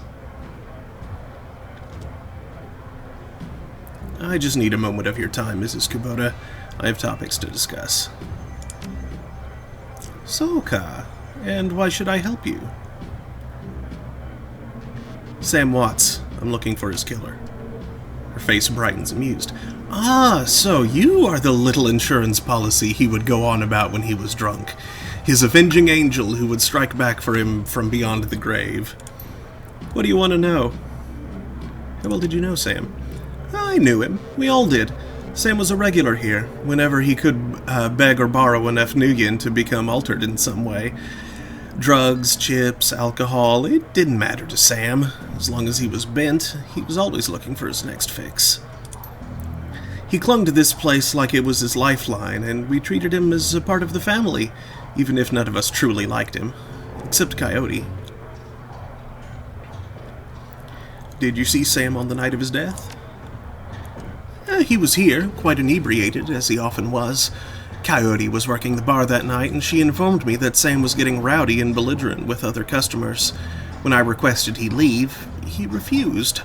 My bouncer, Mr. Cluve, was off dealing with another issue, so I requested that Jake escort Sam out the back door to the alley.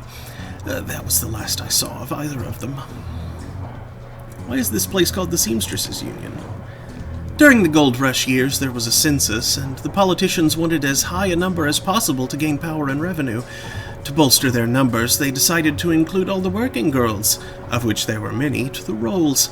However, given the times, they could not list the girls' true occupation, so they entitled them all as seamstresses. When a girl accumulated enough money to open her own place of business, she named it the Seamstresses Union so potential workers would know that they would be treated fairly there, and thus a rich tradition was born. So you're a former seamstress? No. Perhaps when we know each other more, I will reveal more about myself. For now, enjoy the union. One more question. Can you tell me where to find Coyote? Would that I could. I have not seen her in 2 days. She is a smart woman and quite dangerous, but I fear for her.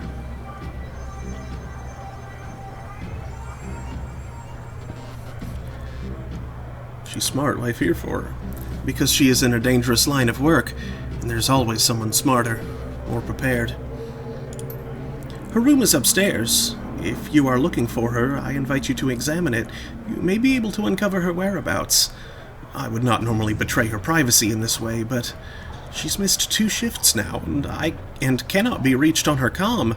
It is unlike her. If something has happened, I will not have inaction on my conscience. Here is the key.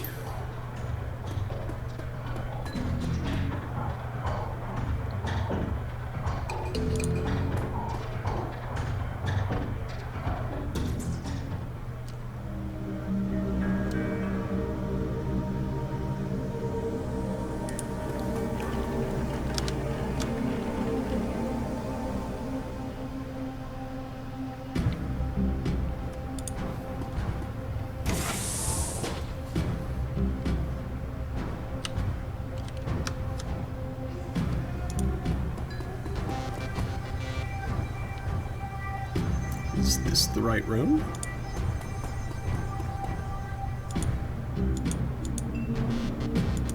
I guess not.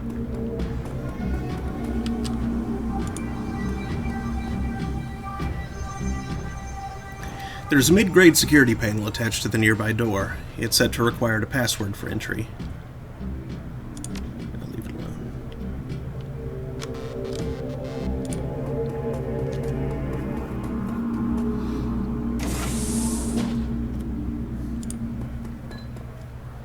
Looks like Coyote keeps her clothes in boxes on the floor.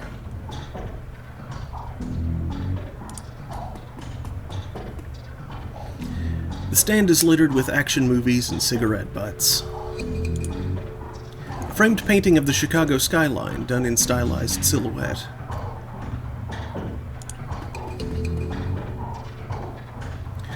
Coyote's bed has a diary with several papers sticking out of it. There's a receipt stuck between the pages and a diary entry. Inspect the receipt. A receipt for a Browning Max Power pistol.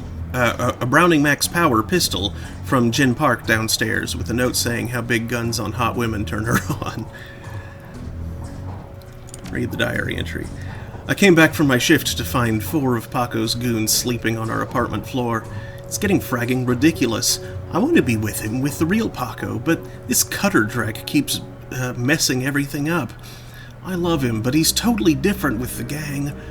It's how I make cash, baby, he always says. I try to tell him he doesn't need the cash. I can support us both with what I make at the Seamstresses Union, but he still goes on these runs. With these bozos all over my floor, I feel like he's just seeing how far he can push me before I kick him out. I try to be patient, but why does it have to all be all one way? As soon as the last cutter was out the door, I lost it. I told him if he ever pulled Drek like that again, that he would be sleeping in the alley. Of course, he begged and pleaded with me, telling me it wouldn't happen again.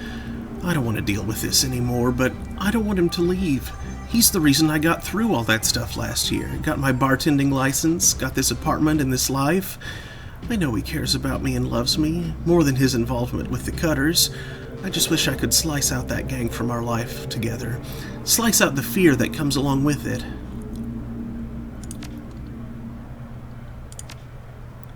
The paper has a handwritten poem on it and a diary entry. Read the poem. Let's just say that Paco should stick to guns and motorcycles and leave the poetry to others. Sometimes it seems like Paco reads my mind, or my diary.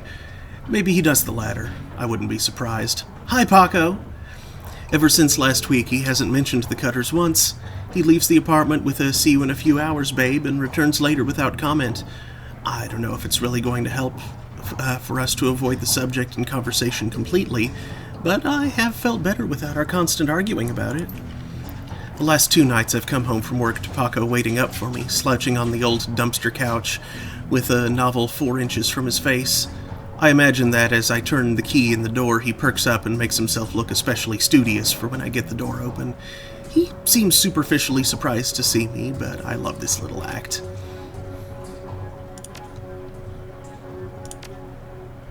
There's a receipt and an old photograph stuck between the pages. A COD receipt for a special order, 5 pounds of zebra meat from Maury's Meat Emporium, located near Pike Place Market.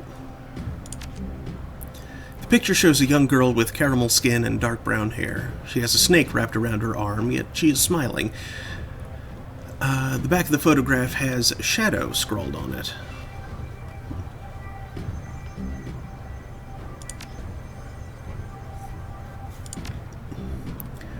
A receipt for a wall safe installed near the bathroom door, set to a combination of 342436.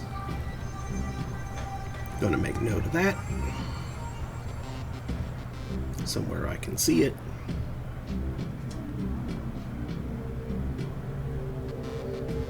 Three, 4, 3, 6.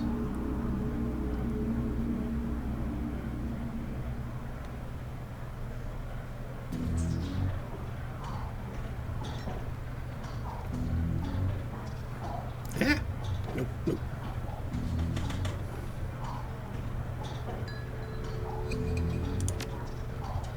Okay, that's all that's there.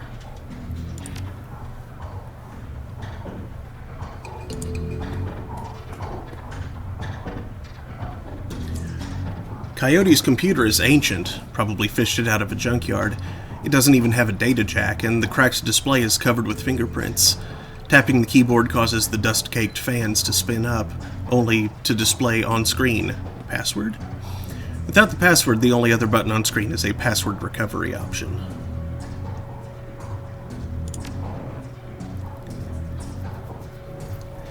Please answer 3 security questions to reset password. 34, 24, 36. Baby got back. Ha!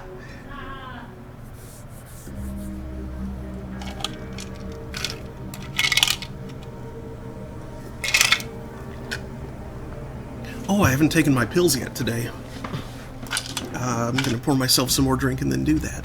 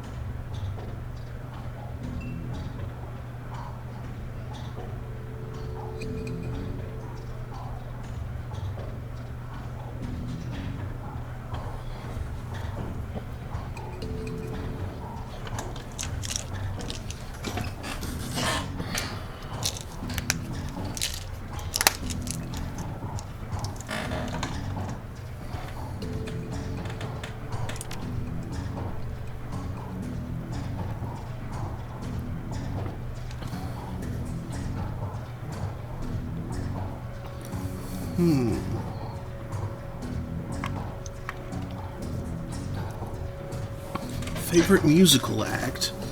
I don't believe I have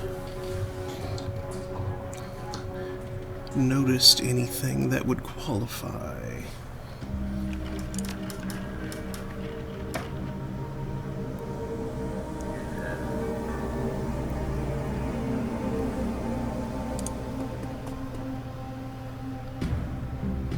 broken mirror was hiding a small safe. It saved it for me, or it remembered it for me. The safe beeps cheerfully in response, and the door comes open. Machete frag grenade.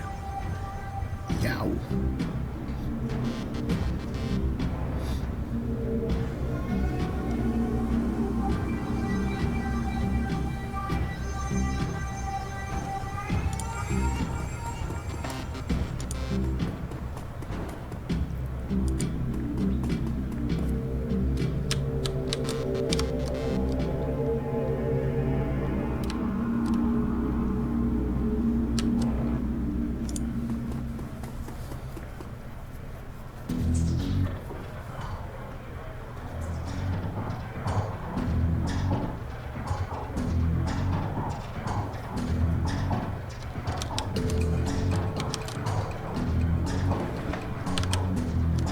I suspect Cherry Bomb will know.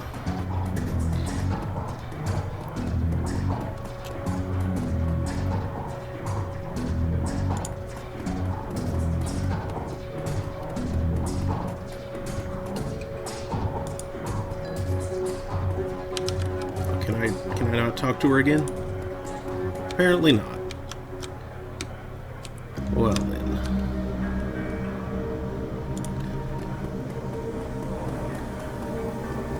Jin seems to like her.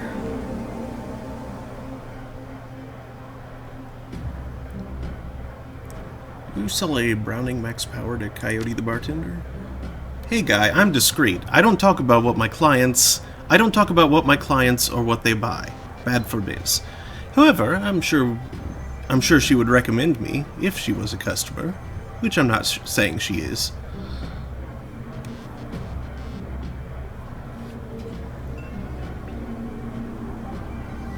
Of course, I'd expect no less. Listen, Coyote's missing and Mrs. Kubota needs me to find her. I need to know whatever you know. Whatever Miss Kubota wants. I didn't realize Coyote was missing. She said she expected to encounter some kind of paranormal animal at close range. I recommended the Ares Predator, but she couldn't afford it, so she went with the Browning Max Power.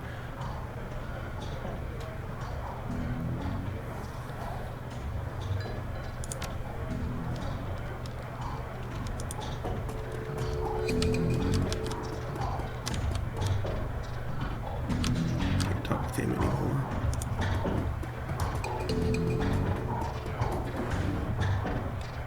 How can I help you?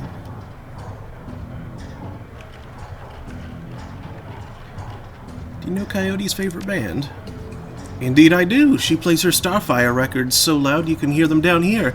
I've told Mr. Cluve to have her turn that track down more than once. Do you know Paco? He's a ganger, member of the Cutters. He's a good kid in a nasty line of work. I warned Coyote against getting too attached to that type. They don't live long. Heard of Maury's Meat Emporium? No, I'm a vegetarian. Did you know Jen Park sold Coyote a gun recently? I'd be more surprised if she hadn't. Bouncers can deal with most of the troublemakers, but around here you need a gun just to take the trash out to the dumpster.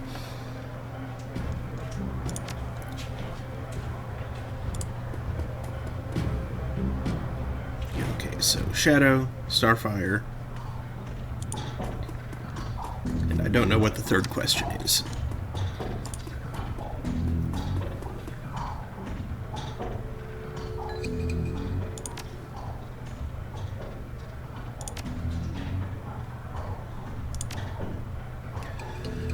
What is the name of your hometown? Chicago, I'm guessing. Answer stored. Your password has been reset to... For security, never write down your password. Logging you in. Well, you know what? For lack of security, I am going to write my password down. Just in case it should come up again.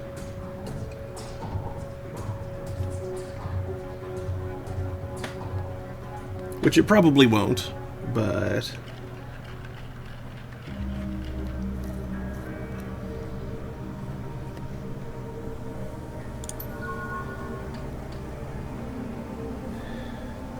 Computer has a basic list of applications. Calendar.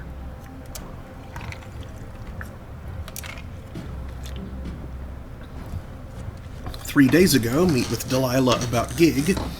Today, meet Paco for date at Pike Place Market. Due in 30 minutes. Coyote's contact list has exactly one entry, someone named Paco. There is no comlink number or other contact information for him available. This does not seem like a very useful list of contacts. A quick scan of her recent searches shows that Coyote has been reading a great deal about hellhounds. It also suggests more than a casual interest in vintage action figures.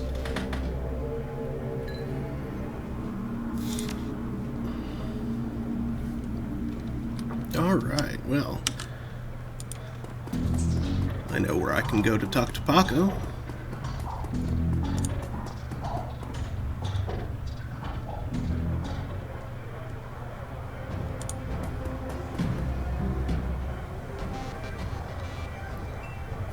Coyote has a date with Paco at Pike Place Market in the next half hour. If you would go down there, it might bring me peace of mind. I'll call a cab for you. It should be able to get you there in time. Gambate kudasai. Good luck.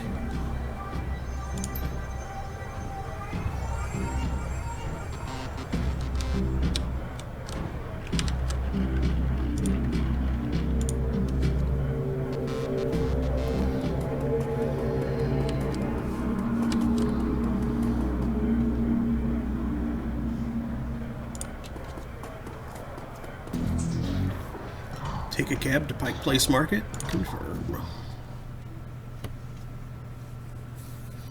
You catch a cab from Touristville to Pike Place Market in a mercifully quiet ride that takes you from probably going to be mugged to probably going to pay too much for your drinks.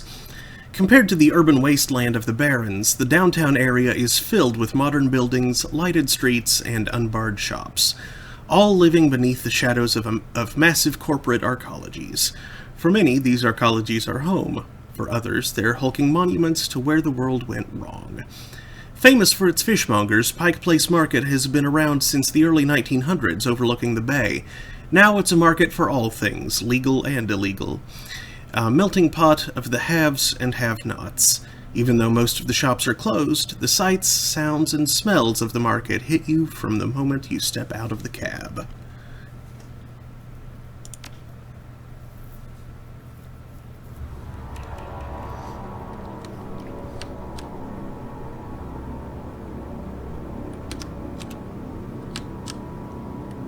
Patrick.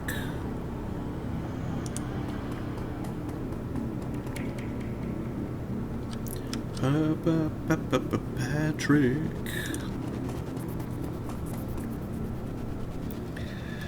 The handsome young man turns away from the crowd and fixes you with his full, completely undivided attention. Sir, you are a beautiful dwarf, but you could be so much more. That sounds great! Tell me more! What are you selling? I'm not selling anything. We are giving away the secrets to a more fulfilling, happy, and productive life. Okay, I'll bite. What are the secrets to a fulfilling, happy, and productive life? The first step is to simply come and listen. Tomorrow night, Lynn Telestrian will be speaking about the importance of family in the sixth world. Please join us tomorrow, and the secrets to a better life shall be revealed to you. He smiles and turns back to the crowd.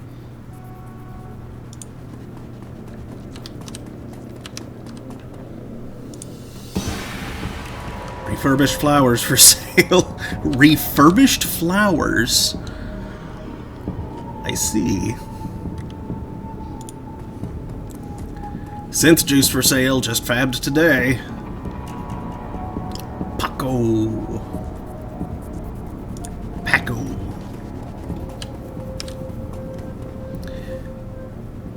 Hey, you seen my friend around? Tall lady, dreads.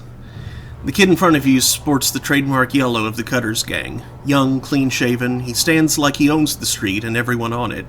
He seems distracted, though, glancing around with increasing agitation. He looks over as you approach. Watch yourself, little man. What you want? Are you Paco? Yeah, I might be. Who the hell are you? I'm the one who's going to pretend you have better manners. Relax, we're on the same team. I'm Pantapuck, I was just at the Union. Your girlfriend's gone missing and I'm helping to find her. The tough guy swagger seems to drain out of Paco. The cutter is gone, and before you stands a kid in a yellow jacket that doesn't quite fit. Coyote's missing? Oh man, that would explain. She was supposed to meet me here over an hour ago. Look, sorry for getting in your face like that. What else do you know? If she's missing, I need to find her.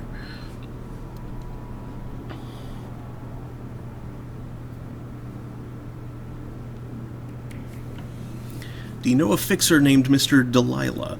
Coyote had a meeting with him a few days ago. I know of him, sure.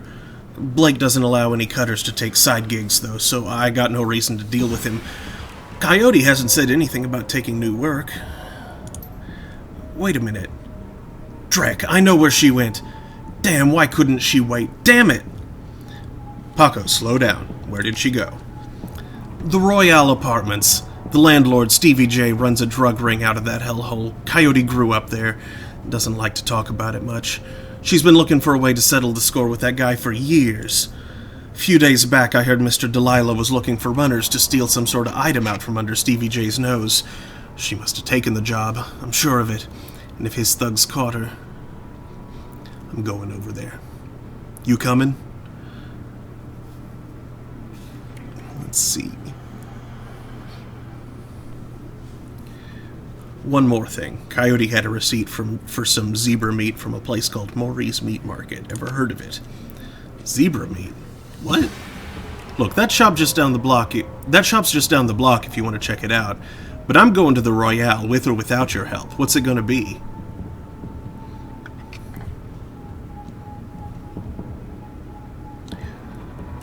I'm in, don't worry, we'll get her back. Damn right we will.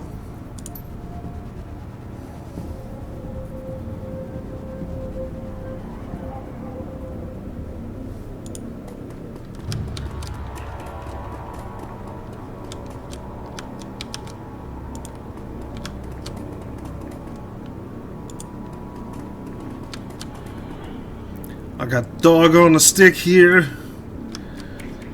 Dog on stick.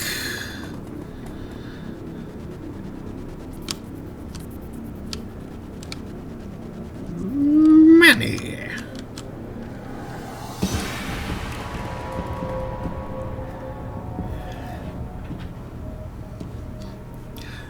The small meat stand presents an enormous diversity of dead animals, from cow and canine to the exotic and paranormal. The pictures on the back of the stand feature a much older version of the man in front of you. As soon as he notices Paco, the proprietor's eyes become hard and angry. What do you want? You know we can't afford more. Relax, man. My friend just has a question. Must be Maury. Do I look like a fat old man to you? I'm Manny. Maury's my dad. Now what do you want?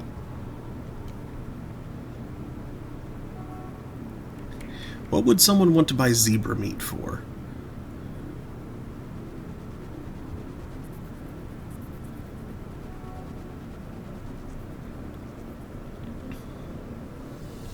Or this. I have this receipt for an order of zebra meat. Still have it for me? I'll look it up. Yeah, got it right here. 2 days past the pickup time. Didn't think anyone was going to come for it. Here, it's all yours now.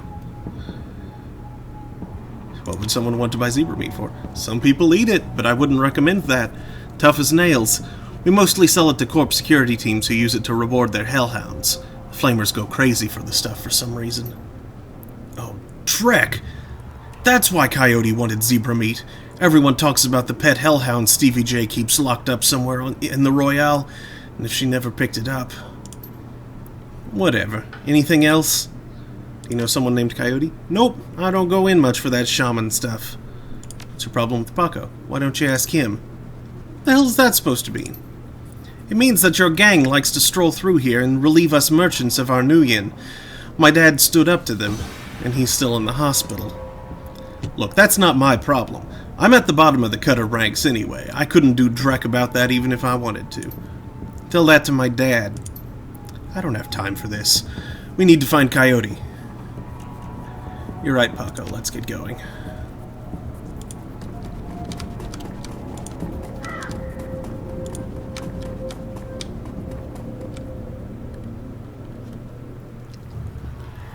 As your eyes adjust to the flashing lights, you spot the body of a woman dead on the pavement behind the police line. Panic spreads across Paco's face. Oh no, is that Coyote? This isn't happening. God damn it! Paco, breathe. Now take a closer look. Is that her? Paco steps forward and breathes a huge sigh of relief. No. No, it's not her. Thank God. Look, let's not hang out here too long, all right? Too many Lone Star pigs around. Paco looks over at the victim again. It's too bad whatever happened here. I'm not going to let anything like this happen to Coyote.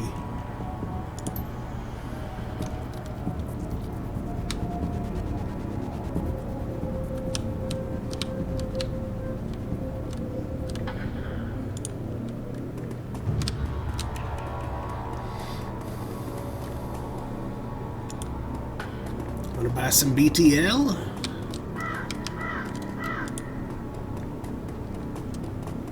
Glad there's no trolls around here.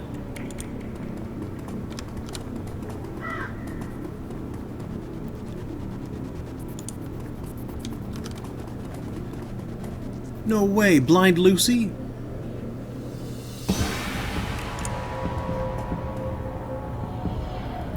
The orc before you wears the standard Stuffer Shack employee getup. The uniform is well kept and well fitted, but the tears streaming down his large, crooked face do little to improve his appearance. He does not seem to notice your approach.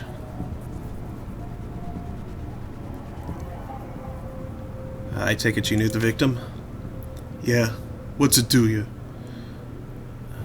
My condolences. Were the two of you close?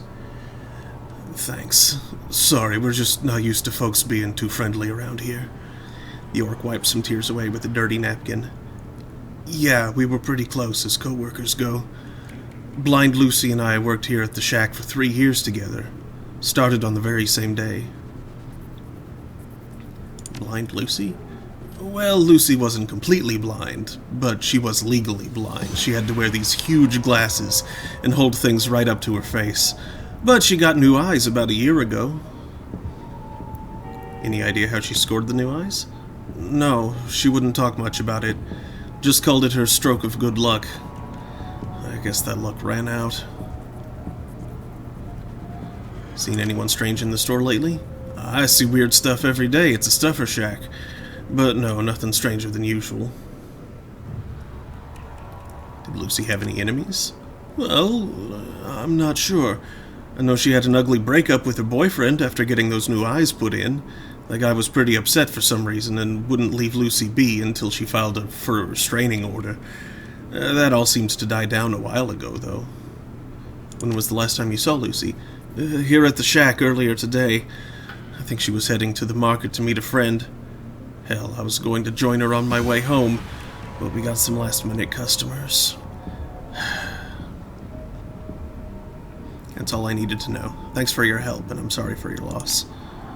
Wait, you wouldn't happen to be a part of the investigation, would you?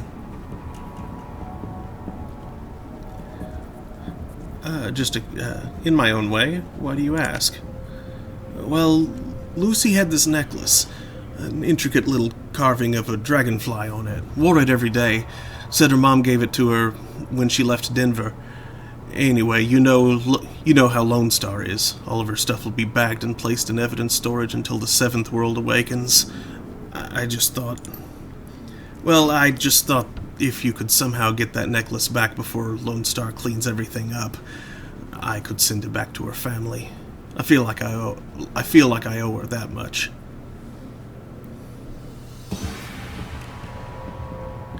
I understand. If I can find it at the scene, I'll bring it to you. Thank you for your help, friend.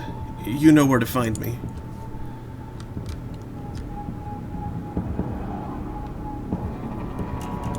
Junkie.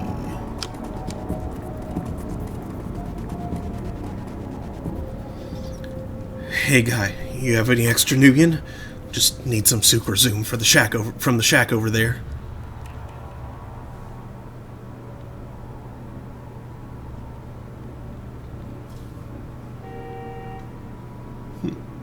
Have 10. Nutrisoy cakes will fill you up for longer.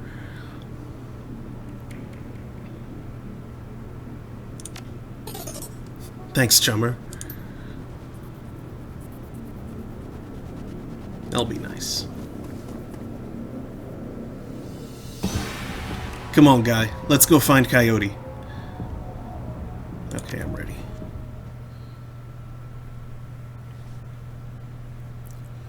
You roll up on the most impressive bit of tenement squalor you've seen in a long time. There's few street lamps here, and what light there is flickers with uncertainty. Most of the buildings are damaged and tagged. The smell of old, rotting trash mixed with you don't want to know is overwhelming. It's no wonder people living here turn to BTLs. Anything's better than this. The better-than-life chip is the newest drug on the market. You don't need a good life. You can slot someone else's, live through them, and wreck your brain in the process. The front doors of the Royale apartments aren't even locked. As you step inside, you can hear a junkie crying for another hit. It's time to find Coyote and find out what she knows about the night of Sam's murder.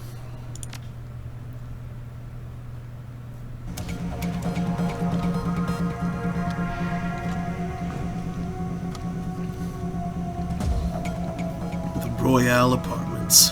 What a hole. Can't imagine what it was like for Coyote growing up here.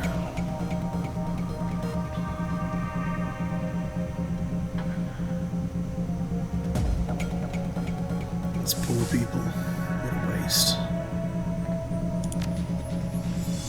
If Coyote's here, we have to hurry. She's good, but, well, these BTL guys pay to stay well informed. They may have known she was coming.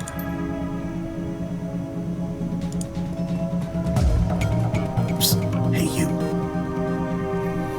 Please, can you spare some Nuyen?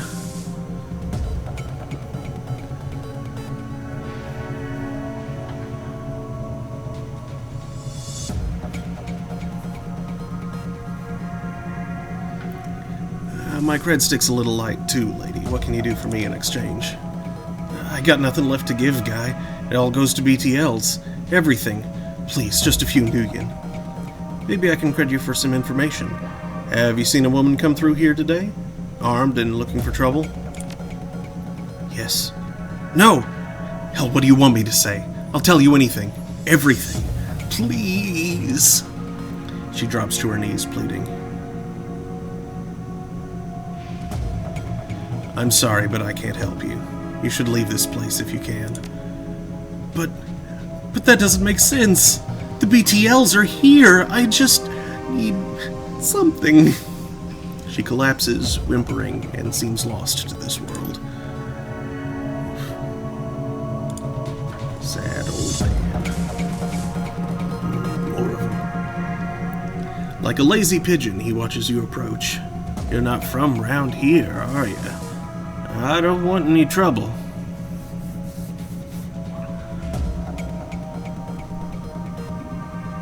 Easy, Gramps. I'm just looking for information, then I'm gone. Bad day to come around here unexpected. Bit of a commotion upstairs. Stevie's men are twitchy. This pretty young thing came through earlier, snooping around like you two are. I could tell she weren't here for BTLs.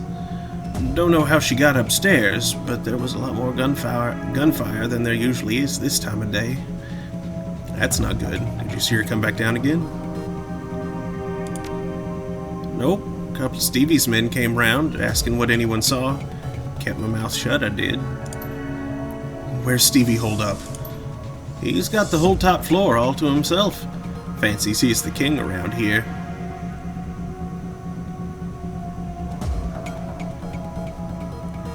Sounds like Coyote's run went sideways on her.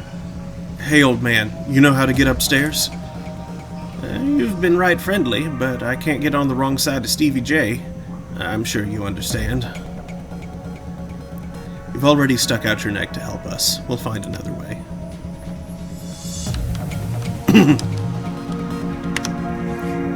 Oh, wow, I have a lot of karma to spend. probably do that before anything happens.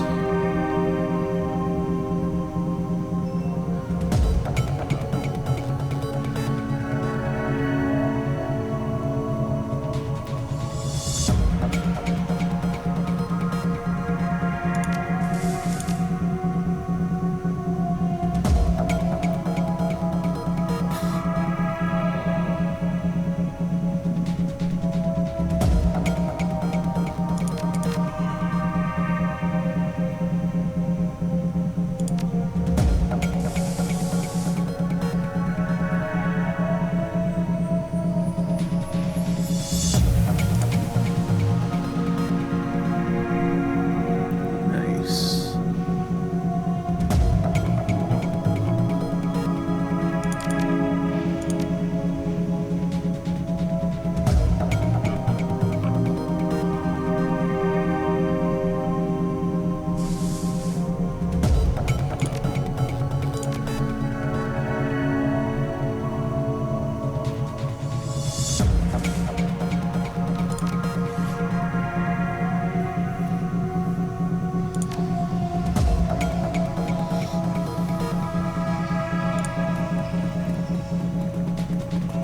Hey, stop nosing around. There's a hole in the wall behind this old dresser.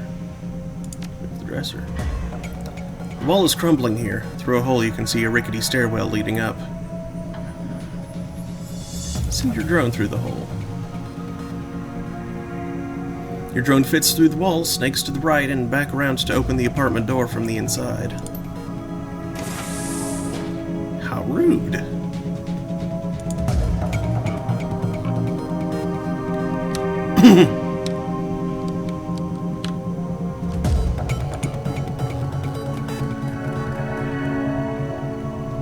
Once we go upstairs, I'm not leaving until I find Coyote or I'm dead. You get it? I get it. Let's do this.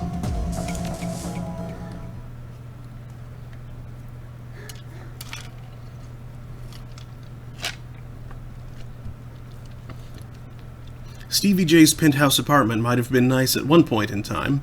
Classic, even. But now it's filled with neon tube lighting, broken down furniture, piles of rubbish, and crates containing who knows what. Still, compared to the rest of what you've seen, it's positively palatial. The only thing marring the penthouse's pseudo-luxury is a woman's cry of pain in the distance, followed by laughter. Someone being tortured for another's pleasure. You step deeper into the apartment.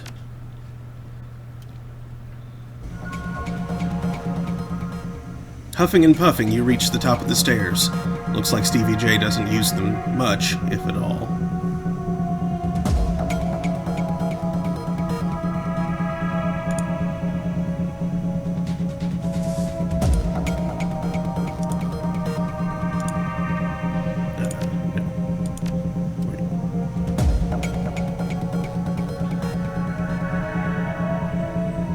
Why can't I...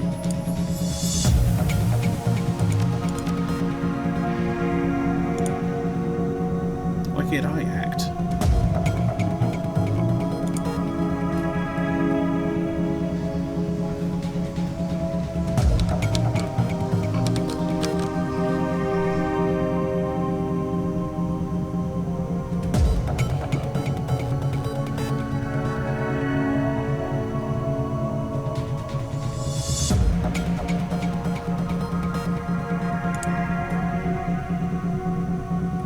Okay, now I can act.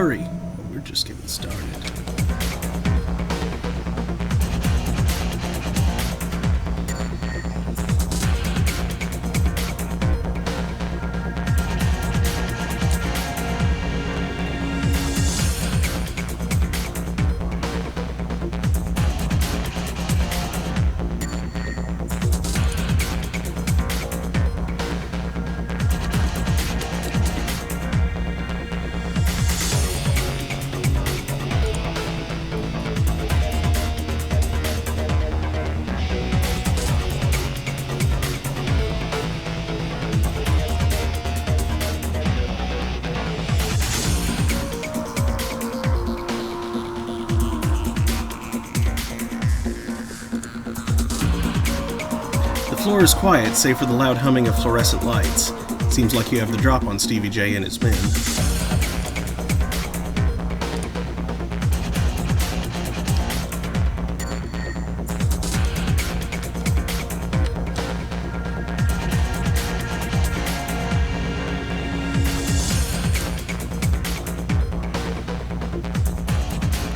The room beyond the bars is a stinking jumble of burned flesh and dog flop.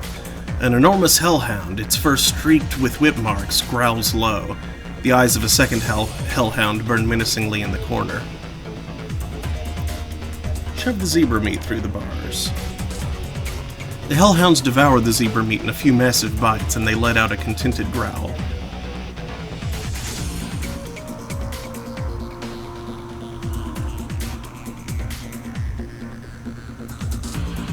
Do nothing yet.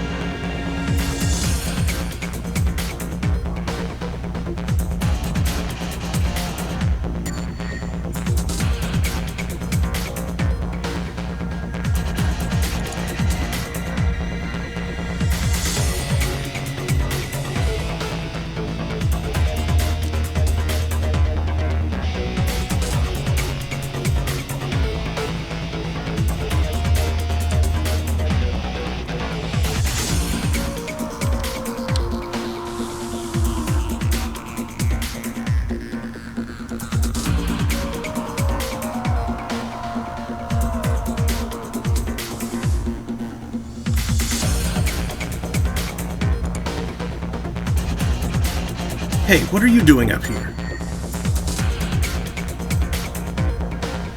We're under attack, boys. Get the big guns.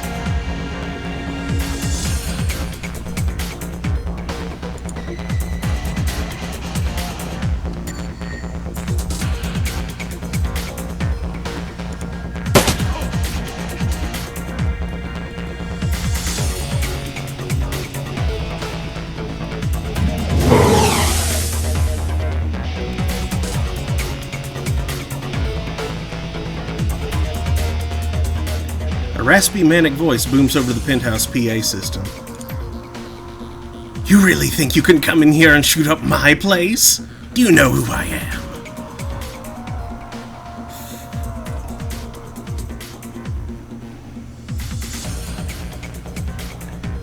Who are you?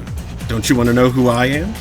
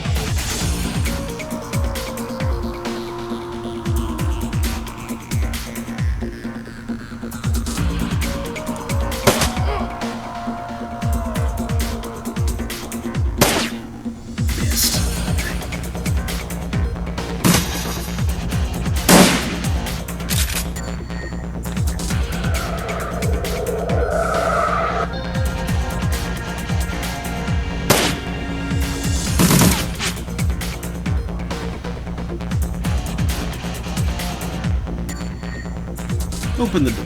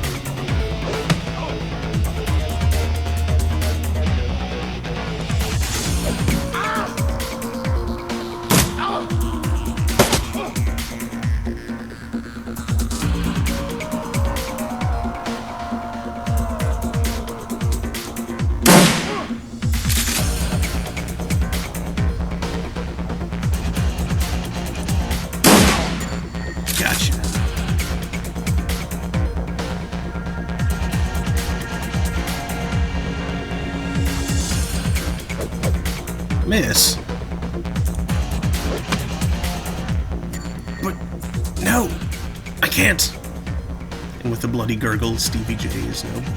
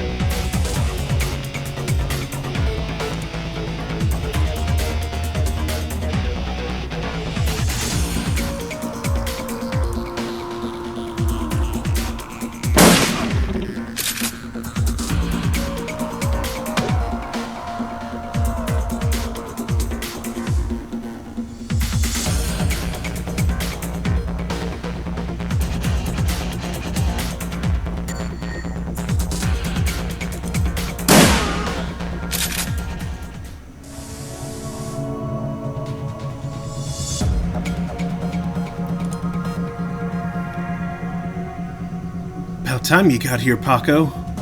Who's your friend? I'm Pantopuck. I'm here to rescue you. Yeah? And who said I needed rescuing? I guess it turns out I did, though. Thanks. Coyote, we need to get you back to the Union. Mrs. Kubota has that med lab in the basement. No. I need to finish the other thing I came here for. I need to find something for Mr. Delilah first. A stash of gems. Delilah? I thought you said you'd never do another deal with that man. Look, Paco, I needed an excuse to come back here and settle some debts. Figured I might as well get paid for it. Her voice is strong still, but her body's beginning to shake.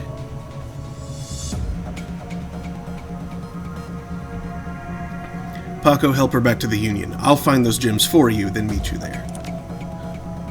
Coyote looks as though she's about to argue, but says nothing. Come on, Coyote, let's go.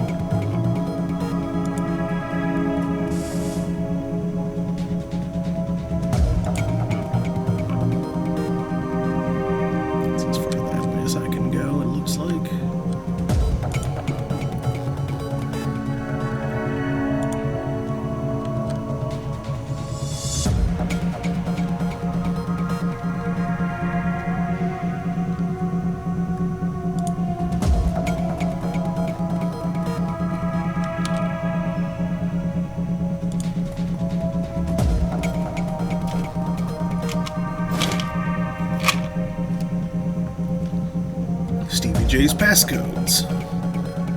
Nice.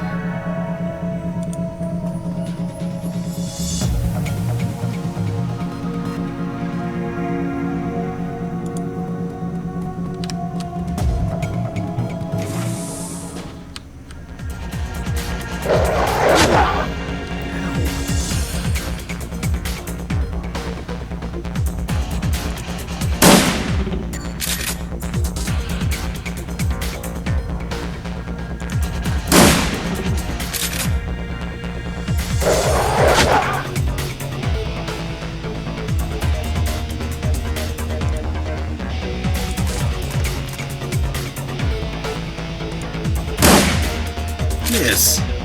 At point blank. With a shotgun?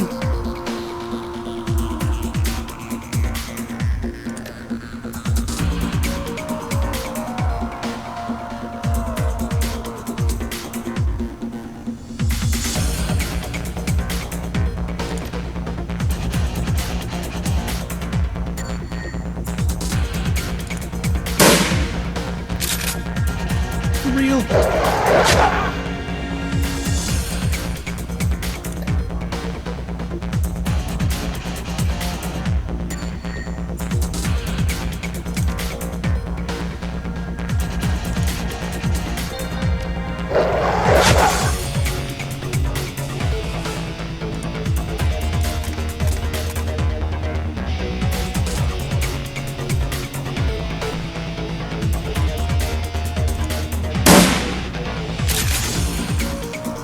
gives.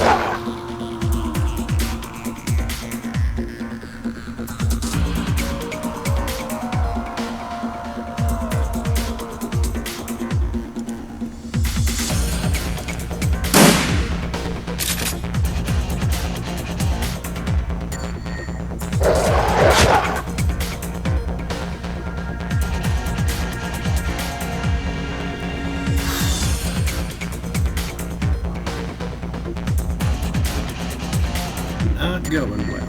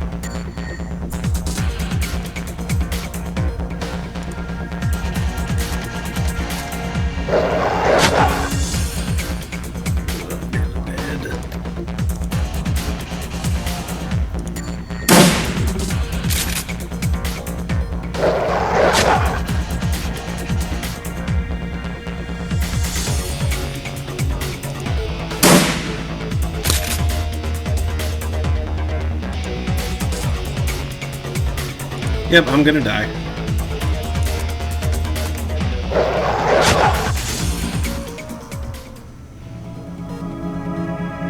Mission failed. You are dead.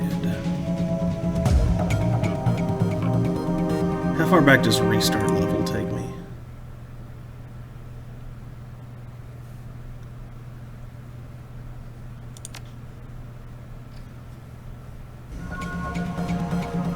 Oof, all the way back to here. Okay. Well, it's after 5. I think I'm going to save this for Monday. So, thank y'all for watching. I'll be back tomorrow night at 9 p.m. Eastern for Throne of Games, where I'll be continuing 2 Point Hospital. And I'll be back with more of this on Monday at about 3. So, yeah. Thanks again, and I hope to see you all next time, as soon as I figure... There we go, exit to main menu. Save and quit.